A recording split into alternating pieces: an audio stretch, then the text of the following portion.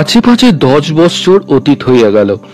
যেদিন প্রফুল্লকে বাগদির মেয়ে বলিয়া হরবল্লভ তাড়াইয়া দিয়াছিলেন, সেই দিন হইতে 10 বৎসর হইয়া গিয়াছে। এই 10 বৎসর হরবল্লভ রায়ের পক্ষে বড় ভালো গেল না। দেশের দুর্দশার কথা পূর্বেই বলিয়াছি। ইজারাদার দেবী সিংহের অত্যাচার, তার উপর ডাকাইতের অত্যাচার। একবার হরবল্লভের তালুক হইতে টাকা চালান আসিতেছিল, ডাকাইতে তাহা লুঠিয়া লইল। সেবার দেবী সিংহের খাজনা দেওয়া হইল না। দেবী সিংহ একখানা তালুক বেচিয়া লইল। দেবী সিংহের বেচিয়া লওয়ার প্রথা মন্দ ছিল না। হেস্টিংস সাহেব ও গঙ্গা গোবিন্দ সিংহের কৃপায় সকল সরকারি কর্মচারী দেবী সিংহের আজ্ঞাবহ। বেচাকেনা সম্বন্ধে সে যাহা মনে করিত তাহাই করিত। হরবল্লভের 10,000 টাকার মূল্যের তালুকখানা 250 টাকায় দেবী সিংহ নিজে কিনিয়া লইলেন। তাহাতে বাকি খাজনা কিছু পরিশোধ হইল না, দেনার জের চলিল। দেবী সিংহের পীড়াপিড়িতে কয়েদের আশঙ্কায় হরবল্লভ আরেকটা সম্পত্তি বন্ধক দিয়া ঋণ পরিশোধ করিলেন। এই সকল কারণে আয় বড় কমিয়া আসিল, কিন্তু ব্যয় কিছুই কমিল না। বুনিয়াদি চাল খাটো করা যায় না। সকল লোকেরই প্রায় এমন না এমন একদিন উপস্থিত হয় যখন লক্ষ্মী আসিয়া বলেন, হয় সাবেক চাল ছাড়ো, নয় আমায় ছাড়ো। অনেকেই উত্তর দেয়, মা তোমায় ছাড়িলাম, চাল ছাড়িতে পারি না। হরবল্লভ তাহারই একজন। দোল দুর্গোৎসব, ক্রিয়া কর্ম, দান ধ্যান লাঠালাঠি পূর্বমতই হইতে লাগিল। বরং ডাকাইতে চালান লুঠিয়া লওয়া অবধি লাঠিয়ালের খরচটা কিছু বাড়িয়াছিল। খরচ আর কুলায় না। কিস্তি কিস্তি সরকারি খাজনা বাকি পড়িতে লাগিল। বিষয় আশয় যাহা কিছু অবশিষ্ট ছিল তাহাও বিক্রয় হইয়া যায়, আর থাকে না। দেনার উপর দেনা হইল, সুদে আসল ছাপাইয়া উঠিল। টাকা আর ধার পাওয়া যায় না। এদিকে দেবী সিংহের প্রায় 50,000 টাকা বাকি পড়িল। হরবল্লভ কিছুতেই টাকা দিতে পারেন না। শেষে হরবল্লভ রায়কে গ্রেপ্তার করিবার জন্য পরোয়ানা বাহির হইল। তখনকার গ্রেপ্তারি পরোয়ানার জন্য বড় আইন কানুন খুঁজিতে হইত না। তখন ইংরেজের আইন হয় নাই, সব তখন বেআইন। বড় ধুম পড়িয়াছে। ব্রজেশ্বর শ্বশুরবাড়ি আসিয়াছেন। কোন শ্বশুরবাড়ি তাহা বলা বাহুল্য। সাগরের বাপের বাড়ি। তখনকার দিনে একটা জামাই আসা বড় সহজ ব্যাপার ছিল না। তাতে আবার ব্রজেশ্বর শ্বশুরবাড়ি সচরাচর আসে না। পুকুরে পুকুরে মাছমহলে ভারী হুটাহুটি ছুটাছুটি পড়িয়া গেল। জেলের দৌরাত্মে প্রাণ আর রক্ষা হয় না। জেলে মাগিদের হাঁটাহাঁটিতে পুকুরের জল কালি হইয়া যাইতে লাগিল। মাছ চুরির আশায় ছেলেরা পাঠশালা ছাড়িয়া দিল। দই, দুধ, ননি, ছানা, সর, মাখনের ফরমাইশের জ্বালায় গোয়ালার মাথা বেঠিক হইয়া উঠিল। সে কখনো 1 সের জল মিশাইতে 3 সের মিশাইয়া ফেলে, 3 সের মিশাইতে 1 সের মিশাইয়া বসে। কাপড়ের ব্যাপারীর কাপড়ের মোট লইয়া যাতায়াত করিতে করিতে পায়ে ব্যথা হইয়া গেল। কাহারও পছন্দ হয় না। কোন ধুতি চাদরকে জামাইকে দিবে? পাড়ার মেয়ে মহলে বড় হাঙ্গামা পড়িল। যাহার যাহার গহনা আছে তারা সে সকল সারাইতে, মাজিতে, ঘষিতে, নূতন করিয়া গাঁথাইতে লাগিল। যাহাদের গহনা নাই তাহারা চুড়ি কিনিয়া, শাখা কিনিয়া, সোনারূপা চাহিয়া চিন্তিয়া একরকম বেশভূষার জোগাড় করিয়া রাখিল। নহিলে জামাই দেখিতে যাওয়া হয় না। যাহাদের রসিকতার জন্য পসার আছে তাহারা 2-4টা প্রাচীন তামাশা মনে মনে ঝালাইয়া রাখিলেন। যাহাদের পসার নাই তাহারা চোরাই মাল পাচার করিবার চেষ্টায় রহিল। কথার তামাশা পরে হবে, খাবার তামাশা আগে। তাহার জন্য ঘরে ঘরে কমিটি বসিয়া গেল। বহুতর কৃত্রিম আহার্য, পানীয়, ফল মূল প্রস্তুত হইতে লাগিল। মধুর অধরগুলি মধুর হাসিতেও স্বাদের মিশিতে ভরিয়া যাইতে লাগিল। কিন্তু যার জন্য এত উদ্যোগ তার মনে সুখ নাই। ব্রজেশ্বর আমোদ আহ্লাদের জন্য শ্বশুরালয়ে আসেন নাই। বাপের গ্রেপ্তারির জন্য পরোয়ানা জারি হয়েছে, রক্ষার উপায় নাই। কেহ টাকা ধার দেয় না। শ্বশুরের টাকা আছে, শ্বশুর ধার দিলে দিতে পারে। তাই ব্রজেশ্বর শ্বশুরের কাছে আসিয়াছেন। শ্বশুর বলিলেন, বাপু, আমার যে টাকা সে তোমারই জন্য আছে, আমার আর কে আছে বলো? কিন্তু টাকাগুলি যতদিন আমার আছে ততদিন আছে। তোমার বাপকে দিলে কি আর থাকবে? মহাজনে খাইবে। অতএব কেন আপনার ধন আপনি নষ্ট করিতে চাও? ব্রজেশ্বর বলিল, হোক, আমি ধনের প্রত্যাশী নই, আমার বাপকে বাঁচানো আমার প্রথম কাজ। শ্বশুর রুক্ষভাবে বলিলেন, তোমার বাপ বাঁচিলে আমার মেয়ের কি? আমার মেয়ে টাকা থাকিলে দুঃখ ঘুষিবে, শ্বশুর বাঁচিলে দুঃখ ঘুষিবে না। কড়া কথায় ব্রজেশ্বরের বড় রাগ হইল। ব্রজেশ্বর বলিলেন, তবে আপনার মেয়ে টাকা লইয়া থাকুক, বুঝিয়াছি জামাইয়ে আপনার কোনো প্রয়োজন নাই, আমি জন্মের মতো বিদায় হইলাম। তখন সাগরের পিতা দুই চক্ষু রক্তবর্ণ করিয়া ব্রজেশ্বরকে বিস্তর তিরস্কার করিলেন। ব্রজেশ্বর কড়া কড়া উত্তর দিল। কাজেই ব্রজেশ্বর তল্পি তল্পা বাঁধিতে লাগিল। শুনিয়া সাগরের মাথায় বজ্রাঘাত হইল। সাগরের মা জামাইকে ডাকিয়া পাঠাইলেন, জামাইকে অনেক বুঝাইলেন, জামাইয়ের রাগ পড়িল না। তারপর সাগরের পালা। বধূ শ্বশুর বাড়ি আসিলে দিবসে স্বামীর সাক্ষাৎ পাওয়া সেকালে যতটা দুরূহ ছিল, পিত্রালয় ততটা নয়। সাগরের সঙ্গে নিভৃতে ব্রজেশ্বরের সাক্ষাৎ হইল। সাগর ব্রজেশ্বরের পায়ে পড়িল, বলিল, আর একদিন থাকো, আমি তো কোনো অপরাধ করি নাই। ব্রজেশ্বরের তখন বড় রাগ ছিল। রাগে পা টানিয়া লইলেন। রাগের সময় শারীরিক ক্রিয়া সকল বড় জোরে জোরে হয়, আর হাত পায়ের গতিও ঠিক অভিমত রূপ হয় না। একটা করিতে বিকৃতির জন্য আরেকটা হইয়া পড়ে। সেই কারণে আর কতকটা সাগরের ব্যস্ততার কারণে পা সরাইয়া লইতে প্রমাদ ঘটিল। পা একটু জোরে সাগরের গায়ে লাগিল। সাগর মনে করিল স্বামী রাগ করিয়া আমাকে লাথি মারিলেন। সাগর স্বামীর পা ছাড়িয়া দিয়া কুপিত ফণিনীর ন্যায় দাঁড়াইয়া উঠিল, বলিল, কি, আমায় লাথি মারিলে? বাস্তবিক ব্রজেশ্বরের লাথি মারিবার ইচ্ছা ছিল না, তাই বলিলেই মিটিয়া যাইত, কিন্তু একে রাগের সময়। আবার সাগর চোখ মুখ ঘুরাইয়া দাঁড়াইল। ব্রজেশ্বর রাগ বাড়িয়া গেল, বলিলেন, যদি মারিয়াই থাকি, তুমি না হয় বড় মানুষের মেয়ে, কিন্তু পা আমার।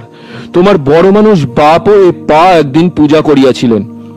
সাগর রাগে জ্ঞান হারাইল, বলিল, ঝকমারি করিয়াছিলেন, আমি তার প্রায়শ্চিত্ত করিব।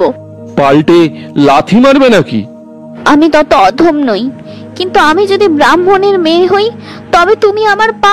সাগরের কথা ফুরাইতে না ফুরাইতে জানলার পিছন হইতে কে বলিল, আমার পা কোলে লইয়া চাকরের মতো টিপিয়া দিবে।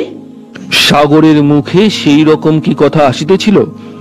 সাগর না ভাবিয়া চিন্তিয়া পিছন ফিরিয়া না দেখিয়া রাগের মাথায় সেই কথাই বলিল, আমার পা কোলে লইয়া চাকরের মতো টিপিয়া দেবে। ব্রজেশ্বর রাগে সপ্তমে চড়িয়া কোনো দিকে না চাহিয়া বলিল, আমারও সেই এক কথা, যতদিন আমি তোমার পা টিপিয়া দিই ততদিন আমিও তোমার মুখ দেখিব না। যদি আমার এই প্রতিজ্ঞা ভঙ্গ হয় তবে আমি অব্রাহ্মণ। তখন রাগের আগে তিনটা হইয়া ফুলিয়া ব্রজেশ্বর চলিয়া গেল। সাগর পা ছড়াইয়া কাঁদিতে বসিল। এমন সময় সাগর যে ঘরে বসিয়া কাঁদিতেছিল সেই ঘরে একজন পরিচারিকা ব্রজেশ্বর গেলে পর সাগরের কি অবস্থা হইয়াছে ইহা দেখিবার অভিপ্রায় ভিতরে প্রবেশ করিল। ছুতা নাতা করিয়া দুই একটা কাজ করিতে লাগিল। তখন সাগরের মনে পড়িল যে জানলা হইতে কি কথা কহিয়াছিল। সাগর তাহাকে জিজ্ঞাসা করিল, তুমি জানালা হইতে কথা কইয়াছিলে? কই না, তবে জানলায় কে দেখতো। তখন সাক্ষাৎ ভগবতীর মতো রূপবতী ও তেজস্বিনী একজন স্ত্রীলোক ঘরের ভিতর প্রবেশ করিল। সে বলিল, জানালায় আমি ছিলাম। তুমি কে গো? তোমরা কি কেউ আমায় চেনো না? না, কে তুমি? আমি দেবী চৌধুরানী। পরিচারিকার হাতে পানের বাটা ছিল, ঝনঝন করিয়া পড়িয়া গেল। সেও কাঁপিতে কাঁপিতে শব্দ করিতে করিতে বসিয়া পড়িল। কাকালের কাপড় খসিয়া পড়িল। দেবী চৌধুরানী তাহার দিকে ফিরিয়া বলিল, চুপ রহো হারামজাদি, খাড়া রহো। পরিচারিকা কাঁদিতে কাঁদিতে উঠিয়া স্তম্ভিতের ন্যায় দাঁড়াইয়া রহিল। সাগরেরও গায়ে ঘাম দিতেছিল। সাগরের মুখেও কথা ফুটিল না। যে নাম তাহাদের কানে প্রবেশ করিয়াছিল তাহা ছেলে বুড়ো কে না শুনিয়াছিল, সে নাম অতি ভয়ানক। কিন্তু সাগর আবার ক্ষণিক পরে হাসিয়া উঠিল। তখন দেবী চৌধুরানীও হাসিল। বর্ষাকাল, রাত্রি জ্যোৎস্না। জ্যোৎস্না এমন বড় উজ্জ্বল নয়, বড় মধুর, একটু অন্ধকার মাখা, পৃথিবীর স্বপ্নময় আবরণের মতো। ত্রিস্রোতা নদী জল প্লাবনে কুলে কুলে পরিপূর্ণ। চন্দ্রের কিরণে সেই তীব্র গতি নদী জলের স্রোতের উপর স্রোতে আবর্তে কদাচিৎ ক্ষুদ্র ক্ষুদ্র তরঙ্গে জ্বলিতেছে। কোথাও জল একটু ফুটিয়া উঠিতেছে, সেখানে একটু চিকিমিকি। কোথাও চরে ঠেকিয়া ক্ষুদ্র বিচি ভঙ্গ হইতেছে, সেখানে একটু ঝিকিমিকি। তীরে গাছের গোড়ায় জল আসিয়া লাগিয়াছে, গাছের ছায়া পড়িয়া সেখানে জল বড় অন্ধকার। অন্ধকারে গাছের ফুল ফল পাতা বাহিয়া তীব্র স্রোত চলিতেছে। তীরে ঠেকিয়া জল একটু তরতর কলকল পতপত শব্দ করিতেছে, কিন্তু সে আধারে আধারে আধারে আধারে সে বিশাল জলধারা সমুদ্রানুসন্ধানে পক্ষী নির্বেগে ছুটিয়াছে। কুলে কুলে অসংখ্য কলকল শব্দ, আবর্তের ঘোর গর্জন, প্রতিহত স্রোতের তেমনি গর্জন। সর্বশুদ্ধ একটা গম্ভীর গগনব্যাপী শব্দ উঠিতেছে। সেই ত্রিস্রোতার উপরে কুলের অনতি দূরে একখানি বজরা বাঁধা আছে। বজরার অনতি দূরে একটা বড় তেঁতুল গাছের ছায়ায় অন্ধকারে আর একখানি নৌকা আছে। তাহার কথা পরে বলিব, আগে বজরার কথা বলি। বজরাখানি নানা বর্ণে চিত্রিত, তাহাতে কত রকম মুরদ আঁকা আছে। তাহার পিতলের হাতল ডান্ডা প্রভৃতিতে রূপার গিলটি গলিয়ে একটি হাঙরের মুখ, সেটাও গিলটি করা। সর্বত্র পরিষ্কার পরিচ্ছন্ন, উজ্জ্বল, আবার নিস্তব্ধ। নাবিকেরা এক পাশে বাঁশের উপর পাল ঢাকা দিয়া শুইয়া আছে। কেহ জাগিয়া থাকার চিহ্ন নাই। কেবল বজরার ছাদের উপর একজন মানুষ। অপূর্ব দৃশ্য। ছাদের উপর একখানি ছোট গালিচা পাতা, গালিচাখানি 2 আঙ্গুল পুরু, বড় কোমল, নানাবিধ চিত্রে চিত্রিত। গালিচার উপর বসিয়া একজন স্ত্রীলোক। তাহার বয়স অনুমান করা ভার। 25 বৎসরের উপর তেমন যৌবনের লাবণ্য কোথাও পাওয়া যায় না। বয়স যাই হোক, সে স্ত্রীলোক পরম সুন্দরী, সেই বিষয়ে কোনো সন্দেহ নাই। এই সুন্দরী কৃষ্ণাঙ্গী নহে, অথচ স্থূলাঙ্গী বলিলেই ইহার নিন্দা হইবে।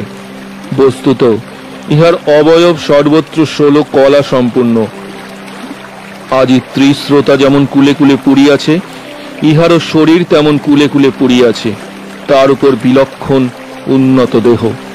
দেহ তেমন উন্নত বলিয়াই স্থূলাঙ্গী বলিতে পারিলাম না। যৌবন বর্ষার 4 পোয়া বন্যার জল, সে কমনীয় আধারে ধরিয়াছে, ছাপায় নাই, কিন্তু জল কুলে কুলে পুড়িয়া টলটল করিতেছে, অস্থির হইয়াছে। জল অস্থির, কিন্তু নদী অস্থির নহে, নিস্তরঙ্গ। লাবণ্য চঞ্চল, কিন্তু সে লাবণ্যময়ী চঞ্চলা নহে, নির্বিকার, শান্ত, গম্ভীর, মধুর, অথচ আনন্দময়ী। সেই জ্যোৎস্নাময়ী নদীর অনুষঙ্গিনী। সেই নদীর মতো সেই সুন্দরীও বড় সুসজ্জিতা। এখন ঢাকাই কাপড়ের তত মর্যাদা নাই, কিন্তু 100 বৎসর আগে কাপড়ও ভালো হইত, উপযুক্ত মর্যাদাও ছিল। ইহার পরিধানে একখানি পরিষ্কার মিহি ঢাকাই, তাতে জরির ফুল। তাহার ভিতর হীরা মুক্তা খচিত কাচলি ঝকমক করিতেছে। নদীর জলে যেমন চিকিমিকি, এই শরীরেও তাই। জ্যোৎস্না পুলকিত স্থির নদী জলের মতো।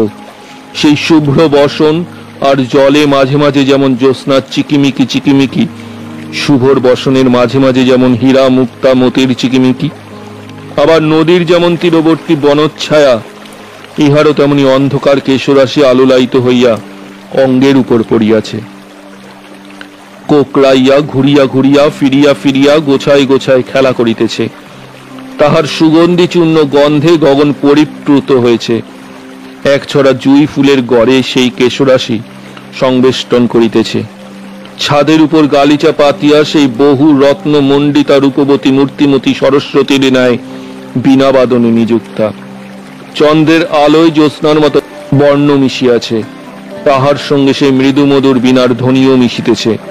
যেমন জলে জলে চন্দ্রের কিরণ খেলিতেছে, যেমন এই সুন্দরীর অলঙ্কারে চাঁদের আলো খেলিতেছে, এ বন্য কুসুম সুগন্ধি কৌমুদী স্নাত বায়ুস্তর সকলে সেই বীণার শব্দ তেমনই খেলিতেছিল।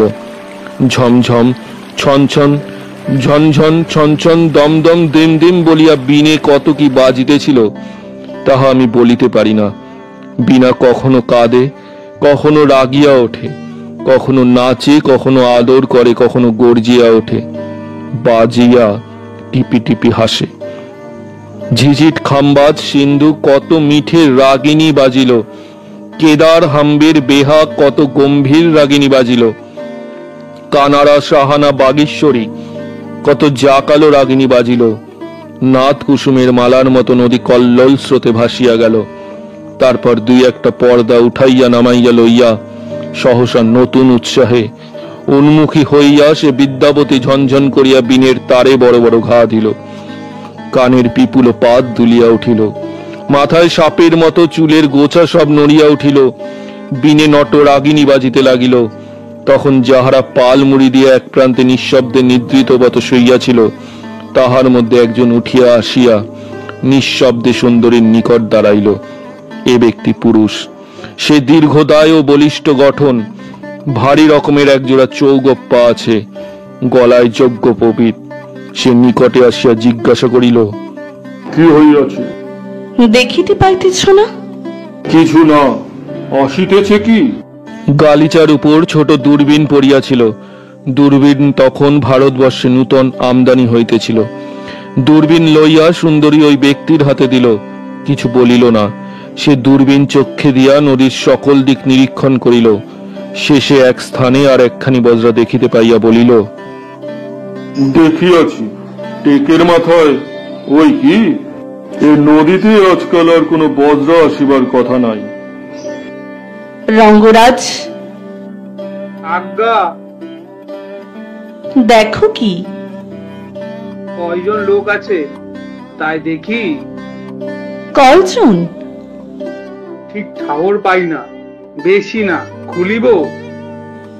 খোলো ছিপ, আধারে আধারে নিঃশব্দে উজাইয়া যাও। তখন রঙ্গরাজ ডাকিয়া বলিল, খুলছি। পূর্বে বলিয়াছি বজ্রার কাছে তেঁতুল গাছের ছায়ায় আরেকখানি নৌকা অন্ধকারে লুকাইয়াছিল। সেখানে ছিপ 60 হাত লম্বা, 3 হাতের বেশি চওড়া নয়। তাহাতে প্রায় 50 জন মানুষ গাদাগাদি হইয়া শুইয়াছিল। রঙ্গরাজের সংকেত শুনিবা মাত্র সেই 50 জন একেবারে উঠিয়া বসিল। বাঁশের চেলা তুলিয়া সকলে এক এক গাছা সরকি ও একখানা ছোট ঢাল বাহির করিল। হাতিয়ার কেউ হাতে রাখিল না, সবই আপনার নিকট চেলার উপর সাজাইয়া রাখিল। রাখিয়া সকলে এক একখানা বোটে হাতে করিয়া বসিল। নিঃশব্দে ছিপ খুলিয়া তাহারা বজ্রায় আসিয়া লাগাইল। রঙ্গরাজ তখন নিজে পঞ্চ হাতিয়ার বাঁধিয়া উহার উপর উঠিল। সেই সময় যুবতী তাহাকে ডাকিয়া বলিল, রঙ্গরাজ, আগে যাহা বলিয়া দিয়াছি মনে থাকে যেন। মনে আছে? বলিয়া রঙ্গরাজ ছিপে উঠিল। ছিপ নিঃশব্দে তীরে তীরে উজাইয়া চলিল। এদিকে যে বজ্রা রঙ্গরাজ দূরবীনে দেখিয়াছিল, তাহা নদী বাহিয়া খরস্রোতে তীব্র বেগে আসিতেছিল। ছিপকে বড় বেশি উজাইতে হল না। বজ্রা নিকট হইলে ছিপ তীর ছাড়িয়া বজ্রার দিকে ধাবমান হইল। 50 খানা বোটে, কিন্তু কোনো শব্দ নাই। এখন সেই বজ্রার ছাদের উপর 8 জন হিন্দুস্তানি রক্ষক ছিল। এত লোক সঙ্গে না করিয়া তখনকার দিনে কেহ রাত্রিকালে নৌকা খুলিতে সাহস করিত না। 8 জনের মধ্যে 2 জন হাতিয়ার বন্ধ হইয়া মাথায় লাল পাগড়ি বাঁধিয়া ছাদের উপর বসিয়াছিল, আর 6 জন মধুর দক্ষিণ বাতাসে চাঁদের আলোতে কালো দাড়ি ছড়াইয়া সুনিদ্রায় অভিভূত ছিল। যাহারা পাহারায় ছিল তাহাদের মধ্যে একজন দেখিল ছিপ বজ্রার দিকে আসিতেছে। সে দস্তুর মতো হাঁকিল, ছিপ তফাত। রঙ্গরাজ উত্তর করিল, তোর দরকার হয় তুই তফাতে যা। প্রহরী দেখিল বেগোচ, ভয় দেখাইবার জন্য বন্দুকে একটা ফাঁকা আওয়াজ করিল। রঙ্গরাজ বুঝিল ফাঁকা আওয়াজ, হাসিয়া বলিল, কি পারে ঠাকুর, একটা ছড় করাও তো নাই, ধার দিব নাকি? এই বলিয়া রঙ্গরাজ প্রহরীর মাথা লক্ষ্য করিয়া বন্দুক উঠাইল। তারপর বন্দুক নামাইয়া বলিল, তোমায় এবার মারিব না, এবার তোমার লাল পাগড়ি উড়াইয়া দিব। এই কথা বলিতে বলিতে রঙ্গরাজ বন্দুক রাখিয়া তীর ধনুক লইয়া সজোরে তীর ত্যাগ করিল। প্রহরীর মাথার লাল পাগড়ি উড়াইয়া গেল। প্রহরী রাম রাম শব্দ করিতে লাগিল। বলিতে বলিতে ছিপ আসিয়া বজ্রার পিছনে লাগিল। অমনি 10-12 জন লোক ছিপ হইতে হাতিয়ার সমেত বজ্রার উপর উঠিয়া পড়িল। যে 6 জন হিন্দুস্তানি নিদ্রিত ছিল তাহারা বন্দুকের আওয়াজে জাগরিত হইয়াছিল বটে, কিন্তু ঘুমের ঘোরে হাতিয়ার হাতড়াইতে তাহাদের দিন গেল। ক্ষিপ্র হস্তে আক্রমণকারীরা তাহাদের ওকে নিমেষ মধ্যে বাঁধিয়া ফেলিল। যে 2 জন আগে হইতে জাগ্রত ছিল তাহারা লড়াই করিল, কিন্তু সে অল্পক্ষণ মাত্র। আক্রমণকারীরা সংখ্যায় অধিক, শীঘ্র তাহাদিগকে পরাস্ত্র ও নিরস্ত্র করিয়া বাঁধিয়া ফেলিল। তখন ছিপের লোক বজ্রার ভিতর প্রবেশ করিতে উদ্যত হইল। বজ্রার দ্বার বন্ধ। ভিতরে ব্রজেশ্বর, তিনি শ্বশুর বাড়ি হইতে বাড়ি যাইতেছিলেন। পথে এই বিপদ, এই কেবল তাহার সাহসের ফল। অন্য কেহ সাহস করিয়া রাত্রে বজ্রা খুলিত না। রঙ্গরাজ কপাটে করাঘাত করিয়া বলিল, মহাশয়, দ্বার খুলুন। ভিতর হইতে সদ্য নিদ্রোত্থিত ব্রজেশ্বর উত্তর করিল, কে? এত গোল কিসের?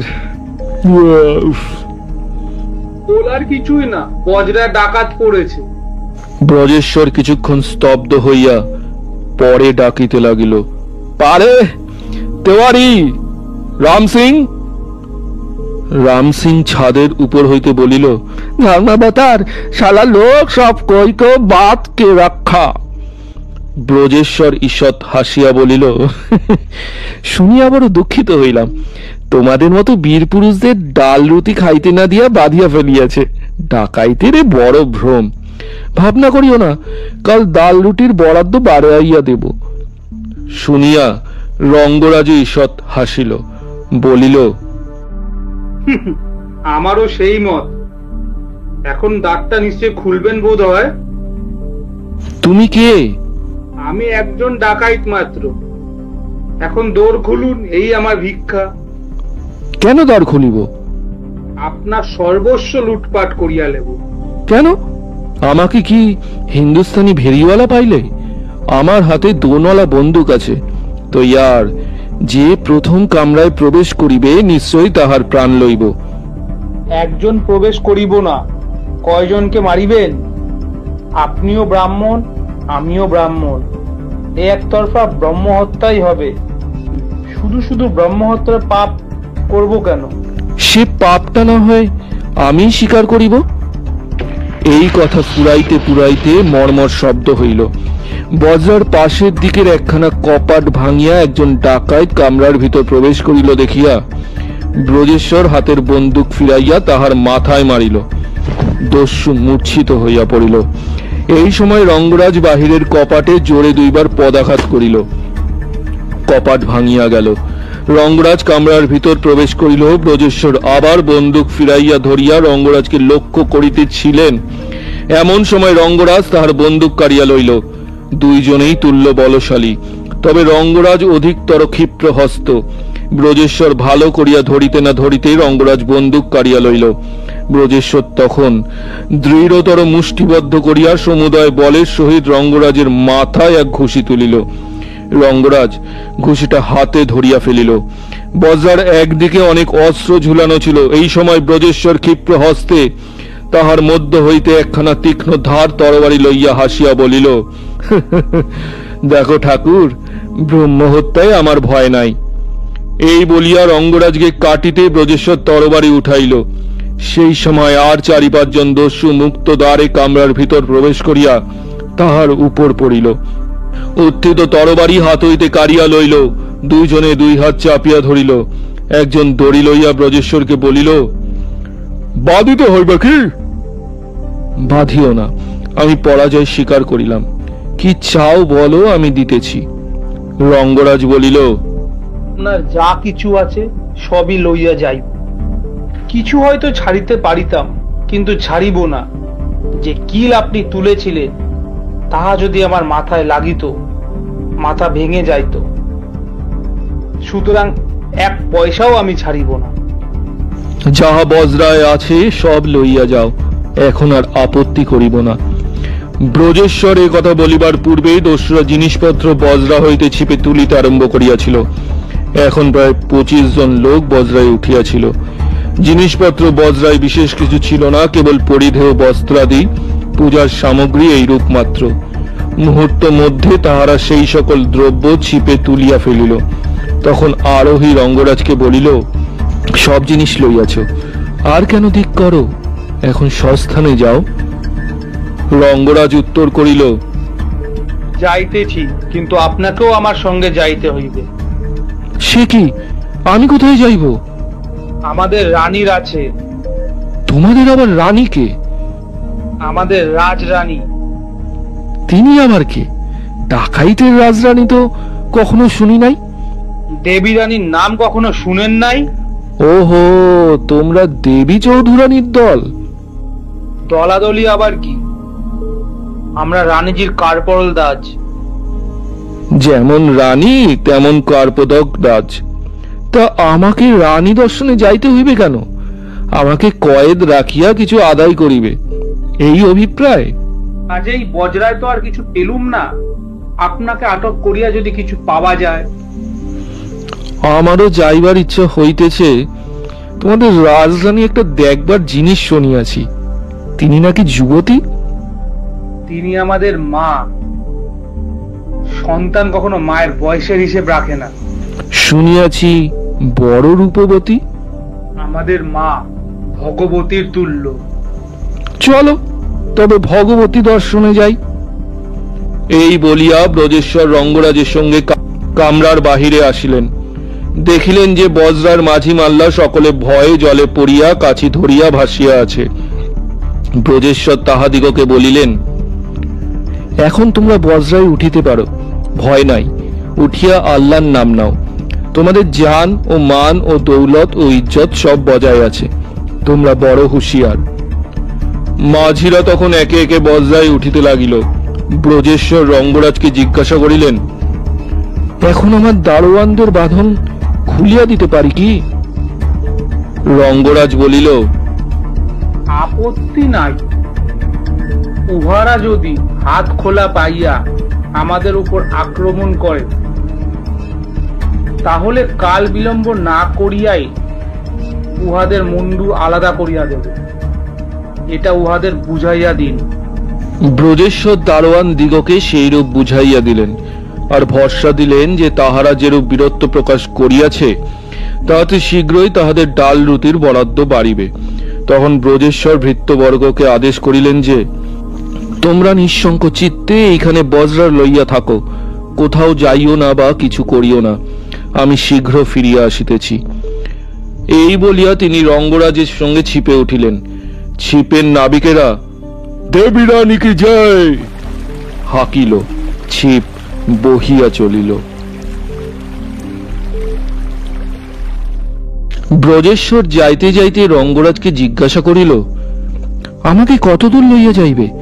তোমার রানীজি কোথায় থাকেন? ওই বজরা দেখিতেছ না, ওই বজরার তার। ও বজরা, আমি মনে করিয়েছিলাম ওখানে ইংরেজের জাহাজ রঙ্গপুর লুটিতে আসিয়াছে। তা এত বড় বজরা কেন? রানীকে রানীর মতন থাকতে হয়। উহাতে 7টি কামরা আছে। এত কামরায় কে থাকে? একটায় দরবার, একটায় রানীর শয়ন কক্ষ, একটায় চাকর বাকরেরা থাকে, একটা স্নানঘর, একটা পাকঘর, একটা ফটক। সেই ঘরেই মনে হয় আজকে আপনাকে থাকিতে হইবে। এই কথোপকথন হইতে হইতে ছিপ আসিয়া বজরার পাশে ভিড়িল। দেবী রানী ওরফে দেবী চৌধুরানী তখন আর ছাদের উপর নাই। যতক্ষণ তাহার লোকে ডাকাইতি করিতেছিল, দেবী ততক্ষণ ছাদের উপর বসিয়া জ্যোৎস্না লোকে বীণা বাজাইতেছিল।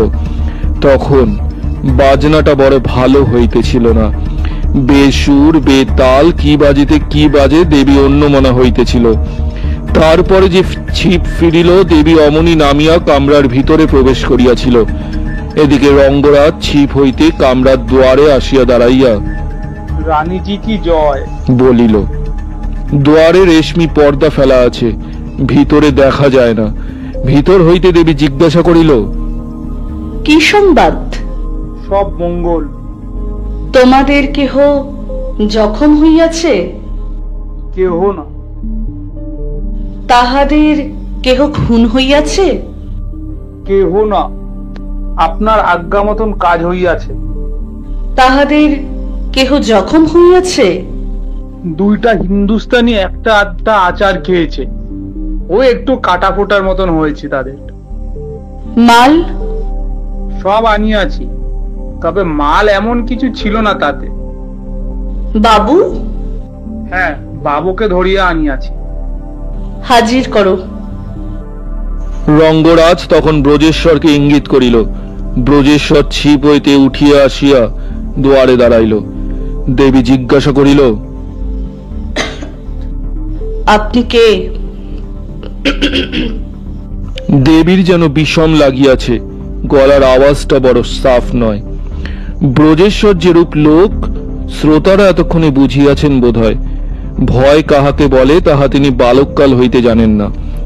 যে দেবী চৌধুরানীর নামে উত্তর বাংলা কাঁপিত, তাহার কাছে আসিয়া ব্রজেশ্বরের হাসি পাইল। মনে মনে ভাবিলেন, মেয়ে মানুষকে পুরুষে ভয় করে, এ তো কখনো শুনি নাই। মেয়ে মানুষ তো পুরুষের বাদী। হাসিয়া ব্রজেশ্বর দেবীর কথার উত্তর দিলেন, পরিচয় লইয়া কি হইবে? আমার ধনের সঙ্গে আপনাদিগের সম্বন্ধ, তাহা পাইয়াছেন, নামে তো টাকা হইবে না। হইবে বই কি? আপনি কি দরের লোক? তাহা জানিলে টাকার ঠিকানা হইবে। সেই জন্যই কি আমাকে ধরিয়া আনিয়াছেন? নহিলে আপনাকে আনিতাম না। দেবী পর্দার আড়ালে, কেহ দেখিল না যে দেবী এই কথা বলিবার সময় চোখ মুছিল। আমি যদি বলি আমার নাম দুঃখীরাম চক্রবর্তী, আপনি বিশ্বাস করিবেন কি? না। আপনি বলেন কি না দেখিবার জন্য? আমার নাম কৃষ্ণ গোবিন্দ ঘোষাল। না। দয়ারাম বক্সি? তাও না। ব্রজেশ্বর রায়? হইতে পারে। এই সময় দেবীর কাছে আরেকজন স্ত্রীলোক নিঃশব্দে আসিয়া বসিল। বলিল, গলাটা ধরে গেছে যে। দেবীর চক্ষের জল আর থাকিল না।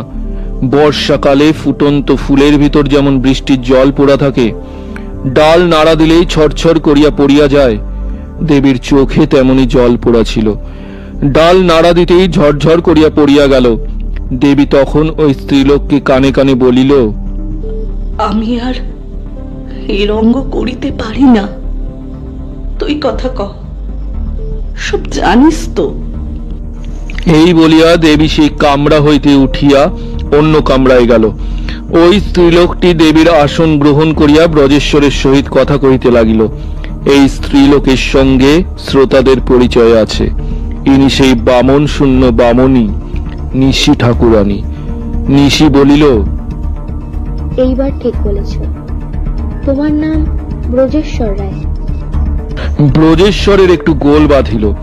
পর্দার আড়ালে কিছুই দেখিতে পাইতেছিলেন না, কিন্তু কথার আওয়াজে সন্দেহ হইল যে কথা কহিতেছিল এ সে বুঝি নয়।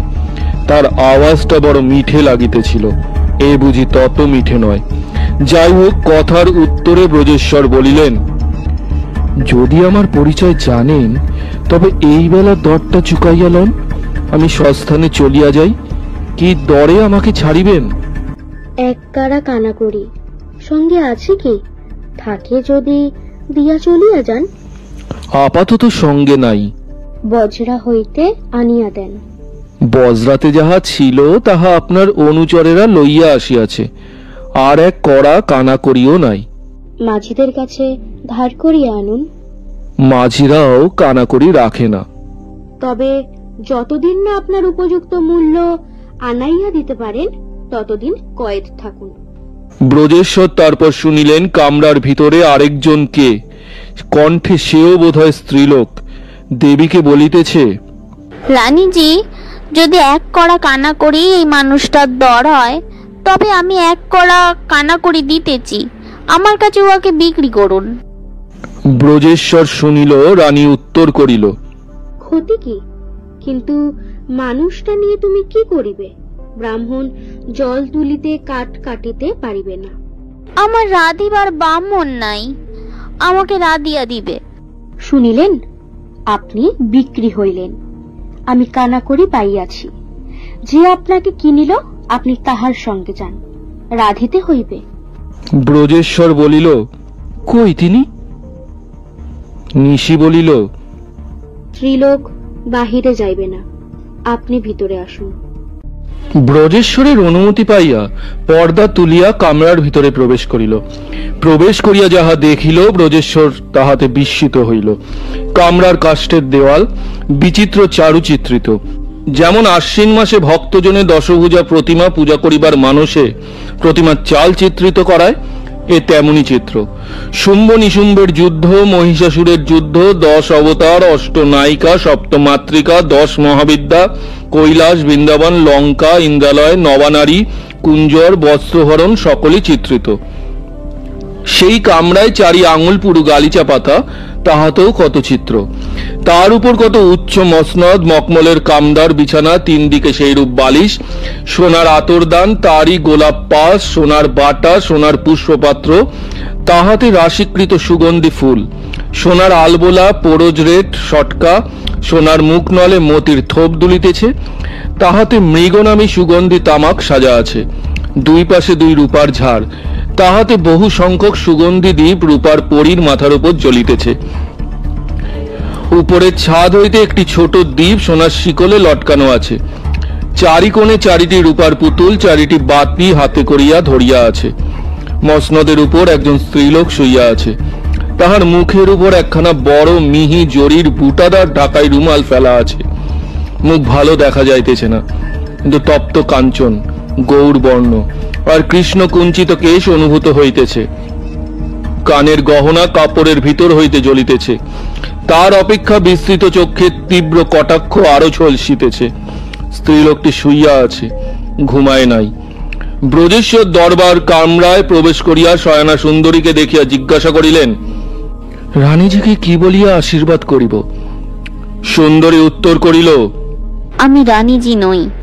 ব্রজেশ্বর দেখিল এতক্ষণ ব্রজেশ্বর যাহার সঙ্গে কথা কহিতেছিল এ তাহার গলার আওয়াজ নহে, অথচ তার আওয়াজ হইতে পারে, কেননা বেশ স্পষ্ট বোঝা যাইতেছে যে স্ত্রীলোক কণ্ঠ বিকৃতি করিয়া কথা কহিতেছে। মনে করিল বুঝি দেবী চৌধুরানী হরবোলা, মায়াবিনী, এত কুহক না জানিলে মেয়ে মানুষ হইয়া ডাকাইতি করে। প্রকাশ্যে জিজ্ঞাসা করিল, এই যে তাহার সঙ্গে কথা কহিতেছিলাম তিনি কোথায়? সুন্দরী বলিল, তোমাকে আসিতে অনুমতি দিয়া তিনি শুইতে গিয়াছেন। রানীতে তোমার কি প্রয়োজন? তুমি কে? তোমার মনিব। আমার মনিব? জানো না, এই মাত্র তোমাকে 1 কড়া কানা করি দিয়া কিনিয়াছি। সত্য বটে, তা তোমাকেই কি বলিয়া আশীর্বাদ করিব? আশীর্বাদের রকম আছে নাকি? স্ত্রীলোকের পক্ষে আছে।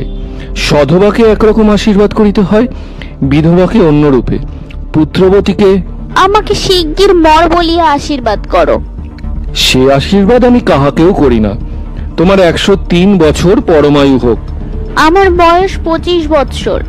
78 বছর ধরিয়া তুমি আমার ভাত রাঁধিবে। আগে একদিন তো রাধি, খেতে পারো তো না হয় 78 বৎসর রাধিব। তোমার নাম কি? তা তো তোমরা সকলেই জানো দেখিতেছি। আমার নাম ব্রজেশ্বর। তোমার নাম কি? গলা অত মোটা করিয়া কথা কহিতেছ কেন? তুমি কি চেনা মানুষ? আমি তোমার মুনিব। আমাকে আপনি মশাই আর আগে বলিবে। আগে তাই হইবে। আপনার নাম? আমার নাম 5 করি, কিন্তু তুমি আমার ভৃত্য, আমার নাম ধরিতে পারবে না। বরং বলো তো, আমিও তোমার নাম ধরিব না। তবে কি বলিয়া ডাকিলে আমি আজ্ঞা বলিব? আমি রামধন বলিয়া তোমাকে ডাকিব, তুমি আমাকে মুনিব ঠাকুরন বলিও। এখন তোমার পরিচয় দাও। বাড়ি কোথায়? 1 কড়াই কিনিয়াছ, অত পরিচয়ের প্রয়োজন কি? ভালো, সে কথা নাই বলিলে। রঙ্গরাজকে জিজ্ঞাসা করিলে জানিতে পারিব। রাড়ি না বারেন্দ্র না বৈদিক? হাতের ভাত তো খাইবেন, যাই হই না। তুমি যদি আমার সশ্রেণী না হও, তাহা হইলে তোমাকে অন্য কাজ দিব। অন্য কি কাজ? জল তুলিবে, কাঠ কাটিবে, কাজের অভাব কি? আমি রাড়ি। তবে তোমায় জল তুলিতে কাঠ কাটিতে হইবে। আমি বারেন্দ্র, তুমি রাড়ি। কুলীন না বংশজ? এই কথা তো বিবাহের সম্বন্ধের জন্যই প্রয়োজন হয়। সম্বন্ধ জুটিবে কি? আমি কৃতদার। কৃতদার? কয় সংসার করিয়াছেন? জল তুলিতে হয়, জল তুলিব, অত পরিচয় দিব না। রানীজি, বামুন ঠাকুর বড় অবাধ্য, কথার উত্তর দেয় না। নিশি অপর কক্ষ হইতে উত্তর করিল, বেত লাগাও। তখন দেবীর পরিচারিকা সপাং করিয়া একগাছা লিকলিকি সরু বেত পাঁচকড়ির বিছানায় ফেলিয়া দিয়া চলিয়া গেল। পাঁচকড়ি বেত পাইয়া ঢাকাই রুমালের ভিতর মধুর অধর চারুদন্তের টিপিয়া বিছানায় বারতুই বেতগাছা আশ্রাইল। ব্রজেশ্বরকে বলিল, দেখিয়াছ? আপনারা সবই পারেন, কি বলিতে হইবে বলিতেছি। তোমার পরিচয় চাই না, পরিচয় লইয়া কি হইবে? তোমার রান্না তো খাইব না। তুমি আর কি কাজ করিতে পারো বলো? হুকুম করুন। জল তুলিতে জানো? না। কাঠ কাটিতে জানো? না। বাজার করিতে জানো? মোটামুটি রকম। মোটামুটিতে চলিবে না। বাতাস করিতে জানো? পারি। আচ্ছা, এই চামর নাও, বাতাস করো। ব্রজেশ্বর চামন লইয়া বাতাস করিতে লাগিল। পাঁচকড়ি বলিল, আচ্ছা, একটা কাজ জানো, পা টিপিতে জানো? ব্রজেশ্বরের দূরদৃষ্ট। তিনি পাঁচকড়িকে মুখরা দেখিয়া একটি ছোট রকমের রসিকতা করিতে গেলেন। এই দস্যু নেত্রীদিগের কোন রকমে খুশি করিয়া মুক্তিলাভ করেন সে অভিপ্রায়ও ছিল।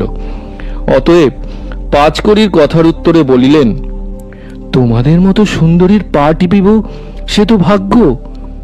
তবে একবার টেপো না। বলিয়া অমনি পাঁচকড়ি আলতা পরা রাঙা পাখানি ব্রজেশ্বরের রুরুর উপর তুলিয়া দিল। ব্রজেশ্বর নাচার আপনি পা টেপার নিমন্ত্রণ লইয়াছেন। কি করেন? ব্রজেশ্বর কাজেই দুই হাতে পা টিপিতে আরম্ভ করিলেন। মনে করিলেন, এ কাজটা ভালো হইতেছে না, ইহার প্রায়শ্চিত্ত করিতে হইবে, এখন উদ্ধার পেলে বাঁচি। তখন দুষ্টা পাঁচকড়ি ডাকিল, রানীজি, একবার এদিকে আসুন। দেবী আসিতেছে। ব্রজেশ্বর পায়ের শব্দ পাইল, পা নামাইয়া দিল। পাঁচকড়ি হাসিয়া বলিল, সে কি, পিছাও কেন? পাঁচকড়ি সহজ গলায় কথা কহিয়াছিল। ব্রজেশ্বর বড় বিস্মিত হইলেন। সে কি, এই গলা তো চেনা গলাই বটে। সাহস করিয়া ব্রজেশ্বর পাঁচকড়ির মুখ ঢাকা রুমালখানা খুলিয়া লইলেন। পাঁচকড়ি খিলখিল করিয়া হাসিয়া উঠিল। ব্রজেশ্বর বিস্মিত হইয়া বলিল, সে কি, এ কি, তুমি তুমি তুমি সাগর?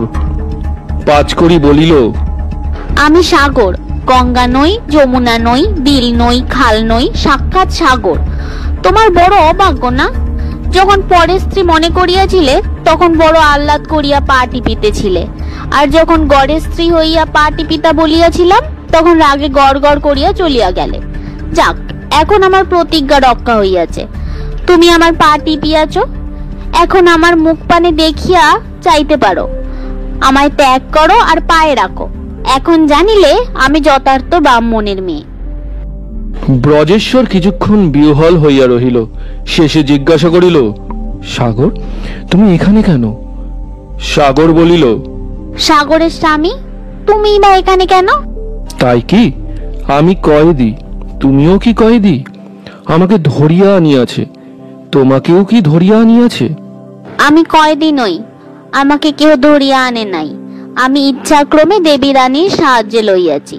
তোমাকে দিয়া আমার পাটি পাইব বলিয়া দেবী রানীর রাজ্যে বাস করিয়াছি। তখন নিশি আসিল। ব্রজেশ্বর তাহার বস্ত্রালঙ্কারের জাকজমক দেখিয়া মনে করিল, এই দেবী চৌধুরানী। ব্রজেশ্বর সম্ভ্রম রক্ষিবার জন্য উঠিয়া দাঁড়াইল। নিশি বলিল, স্ত্রীলোক ডাকাইত হইলেও তাহার অত সম্মান করিতে নাই। আপনি বসুন। এখন শুনিলেন কেন আপনার বজ্রায় আমরা ডাকাইতি করিয়াছি? এখন সাগরের পণ উদ্ধার হইয়াছে। এখন আপনাতে আর আমাদের প্রয়োজন নাই। আপনি আপনার নৌকায় ফিরিয়া যাইলে কেহ আটক করিবে না। আপনার জিনিসপত্র এক কপর্দক কেহ লইবে না। সব আপনার বজ্রায় ফিরিয়া পাঠাইয়া দিতেছি।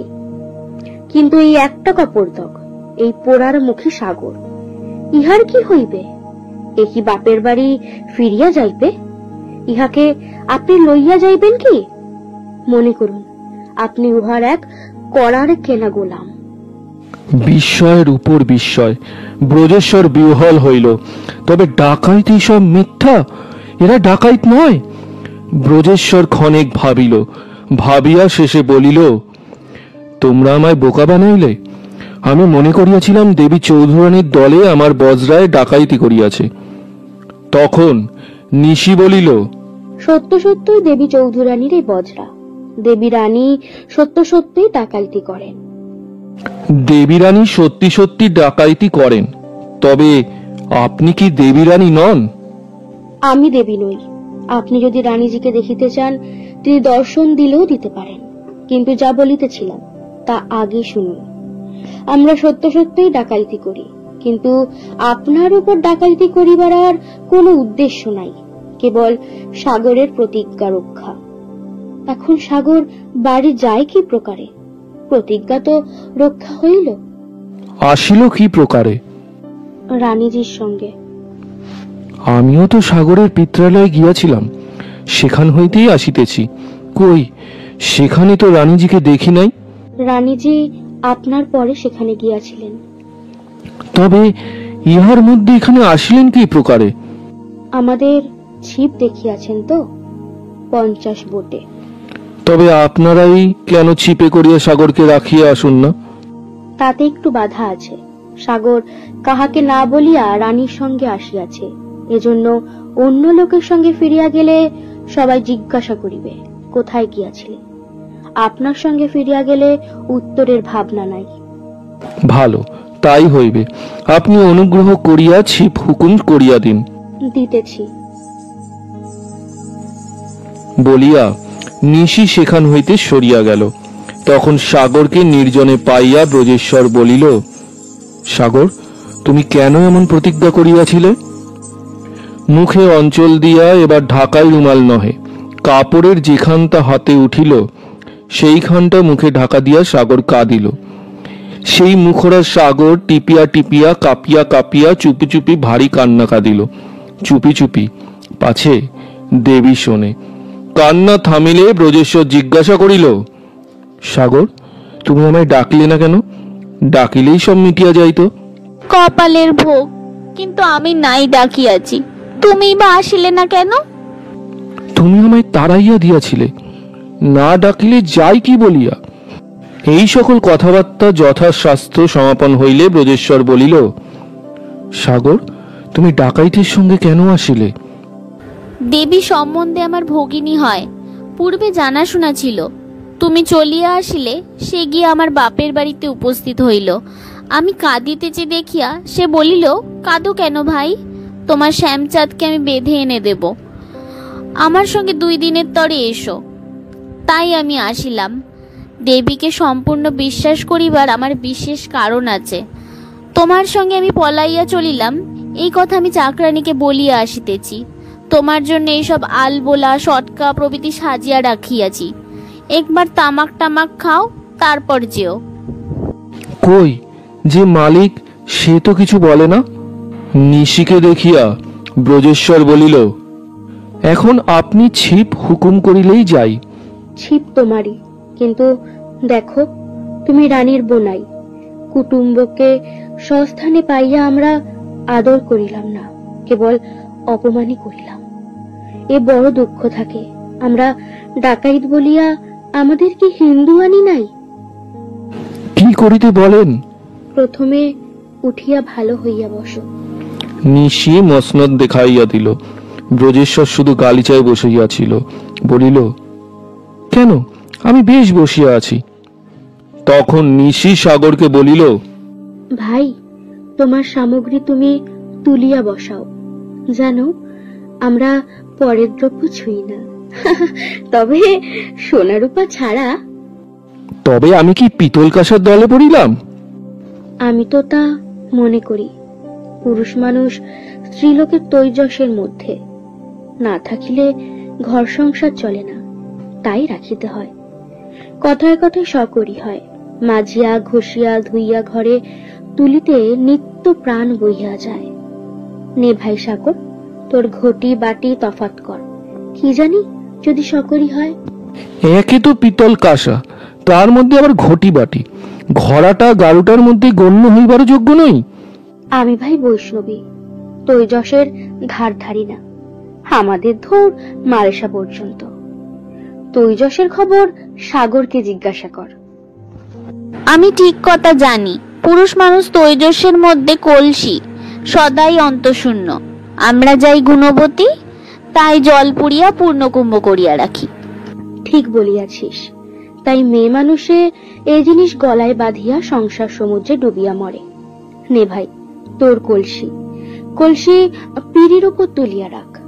কলসি মানে মানে আপনি পিড়ির উপর উঠিতেছে? এই কথা বলিয়া ব্রজেশ্বর আপনি মসনদের উপর উঠিয়া বসিল। হঠাৎ দুই দিক হইতেই দুইজন পরিচারিকা, সুন্দরী যুবতী, বহুমূল্য বসন ভূষণ ভূষিতা, দুইটা সোনা বাঁধা চামর হাতে করিয়া ব্রজেশ্বরের দুই পার্শ্বে আসিয়া দাঁড়াইল। আজ্ঞা না পাইয়াও তাহারা ব্যজন করিতে লাগিল। নিশি তখন সাগরকে বলিল, যা, এখন তোর স্বামীর জন্য আপন হাতের তামাকু সাজিয়া লইয়া আয়। সাগর ক্ষিপ্র হস্তে সোনার আলবোলার উপর হইতে কলিকা লইয়া গিয়া শীঘ্র মৃগনামে সুগন্ধি তামাকু সাজিয়া আনিল, আলবোলায় চড়াইয়া দিল। ব্রজেশ্বর বলিলেন, আমাকে একটু হুকায় নল করিয়া তামাকু দাও। নিশি বলিল, কোনো শঙ্কা নাই, ওই ওই আলবোলা উৎসিষ্ট নয়। কেহ কখনো উহাতে তামাকু খায় নাই, আমরা কেহ তামাকু খাই না। সে কি, তবে এই আলবোলা কেন? দেবীর রানীগিরির দোকানদারি। তা হোক, আমি যখন আসিলাম তখন যে তামাকু সাজা ছিল, কে খাইতেছিল? কেহ না, সাজাও দোকানদারি। ওই আলবোলা সেই দিন বাহির হইয়াছে, ওই তামাকু সেই দিন কেনা হইয়া আসিয়াছে সাগরের স্বামী আসিবে বলিয়া। ব্রজেশ্বর মুখ নলটি পরীক্ষা করিয়া দেখিলেন অভুক্ত বোধ হয়। তখন ব্রজেশ্বর ধূমপানের অনির্বচনীয় সুখে মগ্ন হইলেন। নিশি তখন সাগরকে বলিল, তুই পোড়ার মুখে আর দাঁড়াইয়া কি করিস? পুরুষ মানুষে হুকার নল মুখে করিলে আর কি স্ত্রী পরিবারকে মনে ঠাই দেয়? যা, তুই গোটা কত পান সাজিয়া আন, দেখিস আপন হাতে পান সাজিয়া আনিস, পরের সাজা আনিস না। পারিস যদি একটু ওষুধ করিস। আপন হাতেই সাজা আছে, ওষুধ জানিলে আমার এমন দশা হইবে কেন? এই বলিয়া সাগর চন্দন, কর্পূর, চুয়া, গোলাপে সুগন্ধি পানের রাশি সোনার বাটা পুড়িয়া আনিল। তখন নিশি বলিল, তোর স্বামীকে অনেক বকেছিস, কিছু জল খাবার নিয়ে আয়। ব্রজেশ্বর মুখ শুকাইল, বলিল, সর্বনাশ, এত রাত্রে জল খাবার, ওইটি মাফ করিও। কিন্তু কেহ তাহার কথা শুনিল না। সাগর বড় তাড়াতাড়ি আরেক কামরায় ঝাড় দিয়া জলের হাত মুছিয়ে একখানা বড় ভারী পুরু আসন পাতিয়া চারি পাঁচখানা রূপার থালে সামগ্রী সাজাইয়া ফেলিল। স্বর্ণ পাত্রে উত্তম সুগন্ধি শীতল জল রাখিয়া দিল। জানিতে পারিয়া নিশি ব্রজেশ্বরকে বলিল, ঠাই হইয়াছে, উঠো।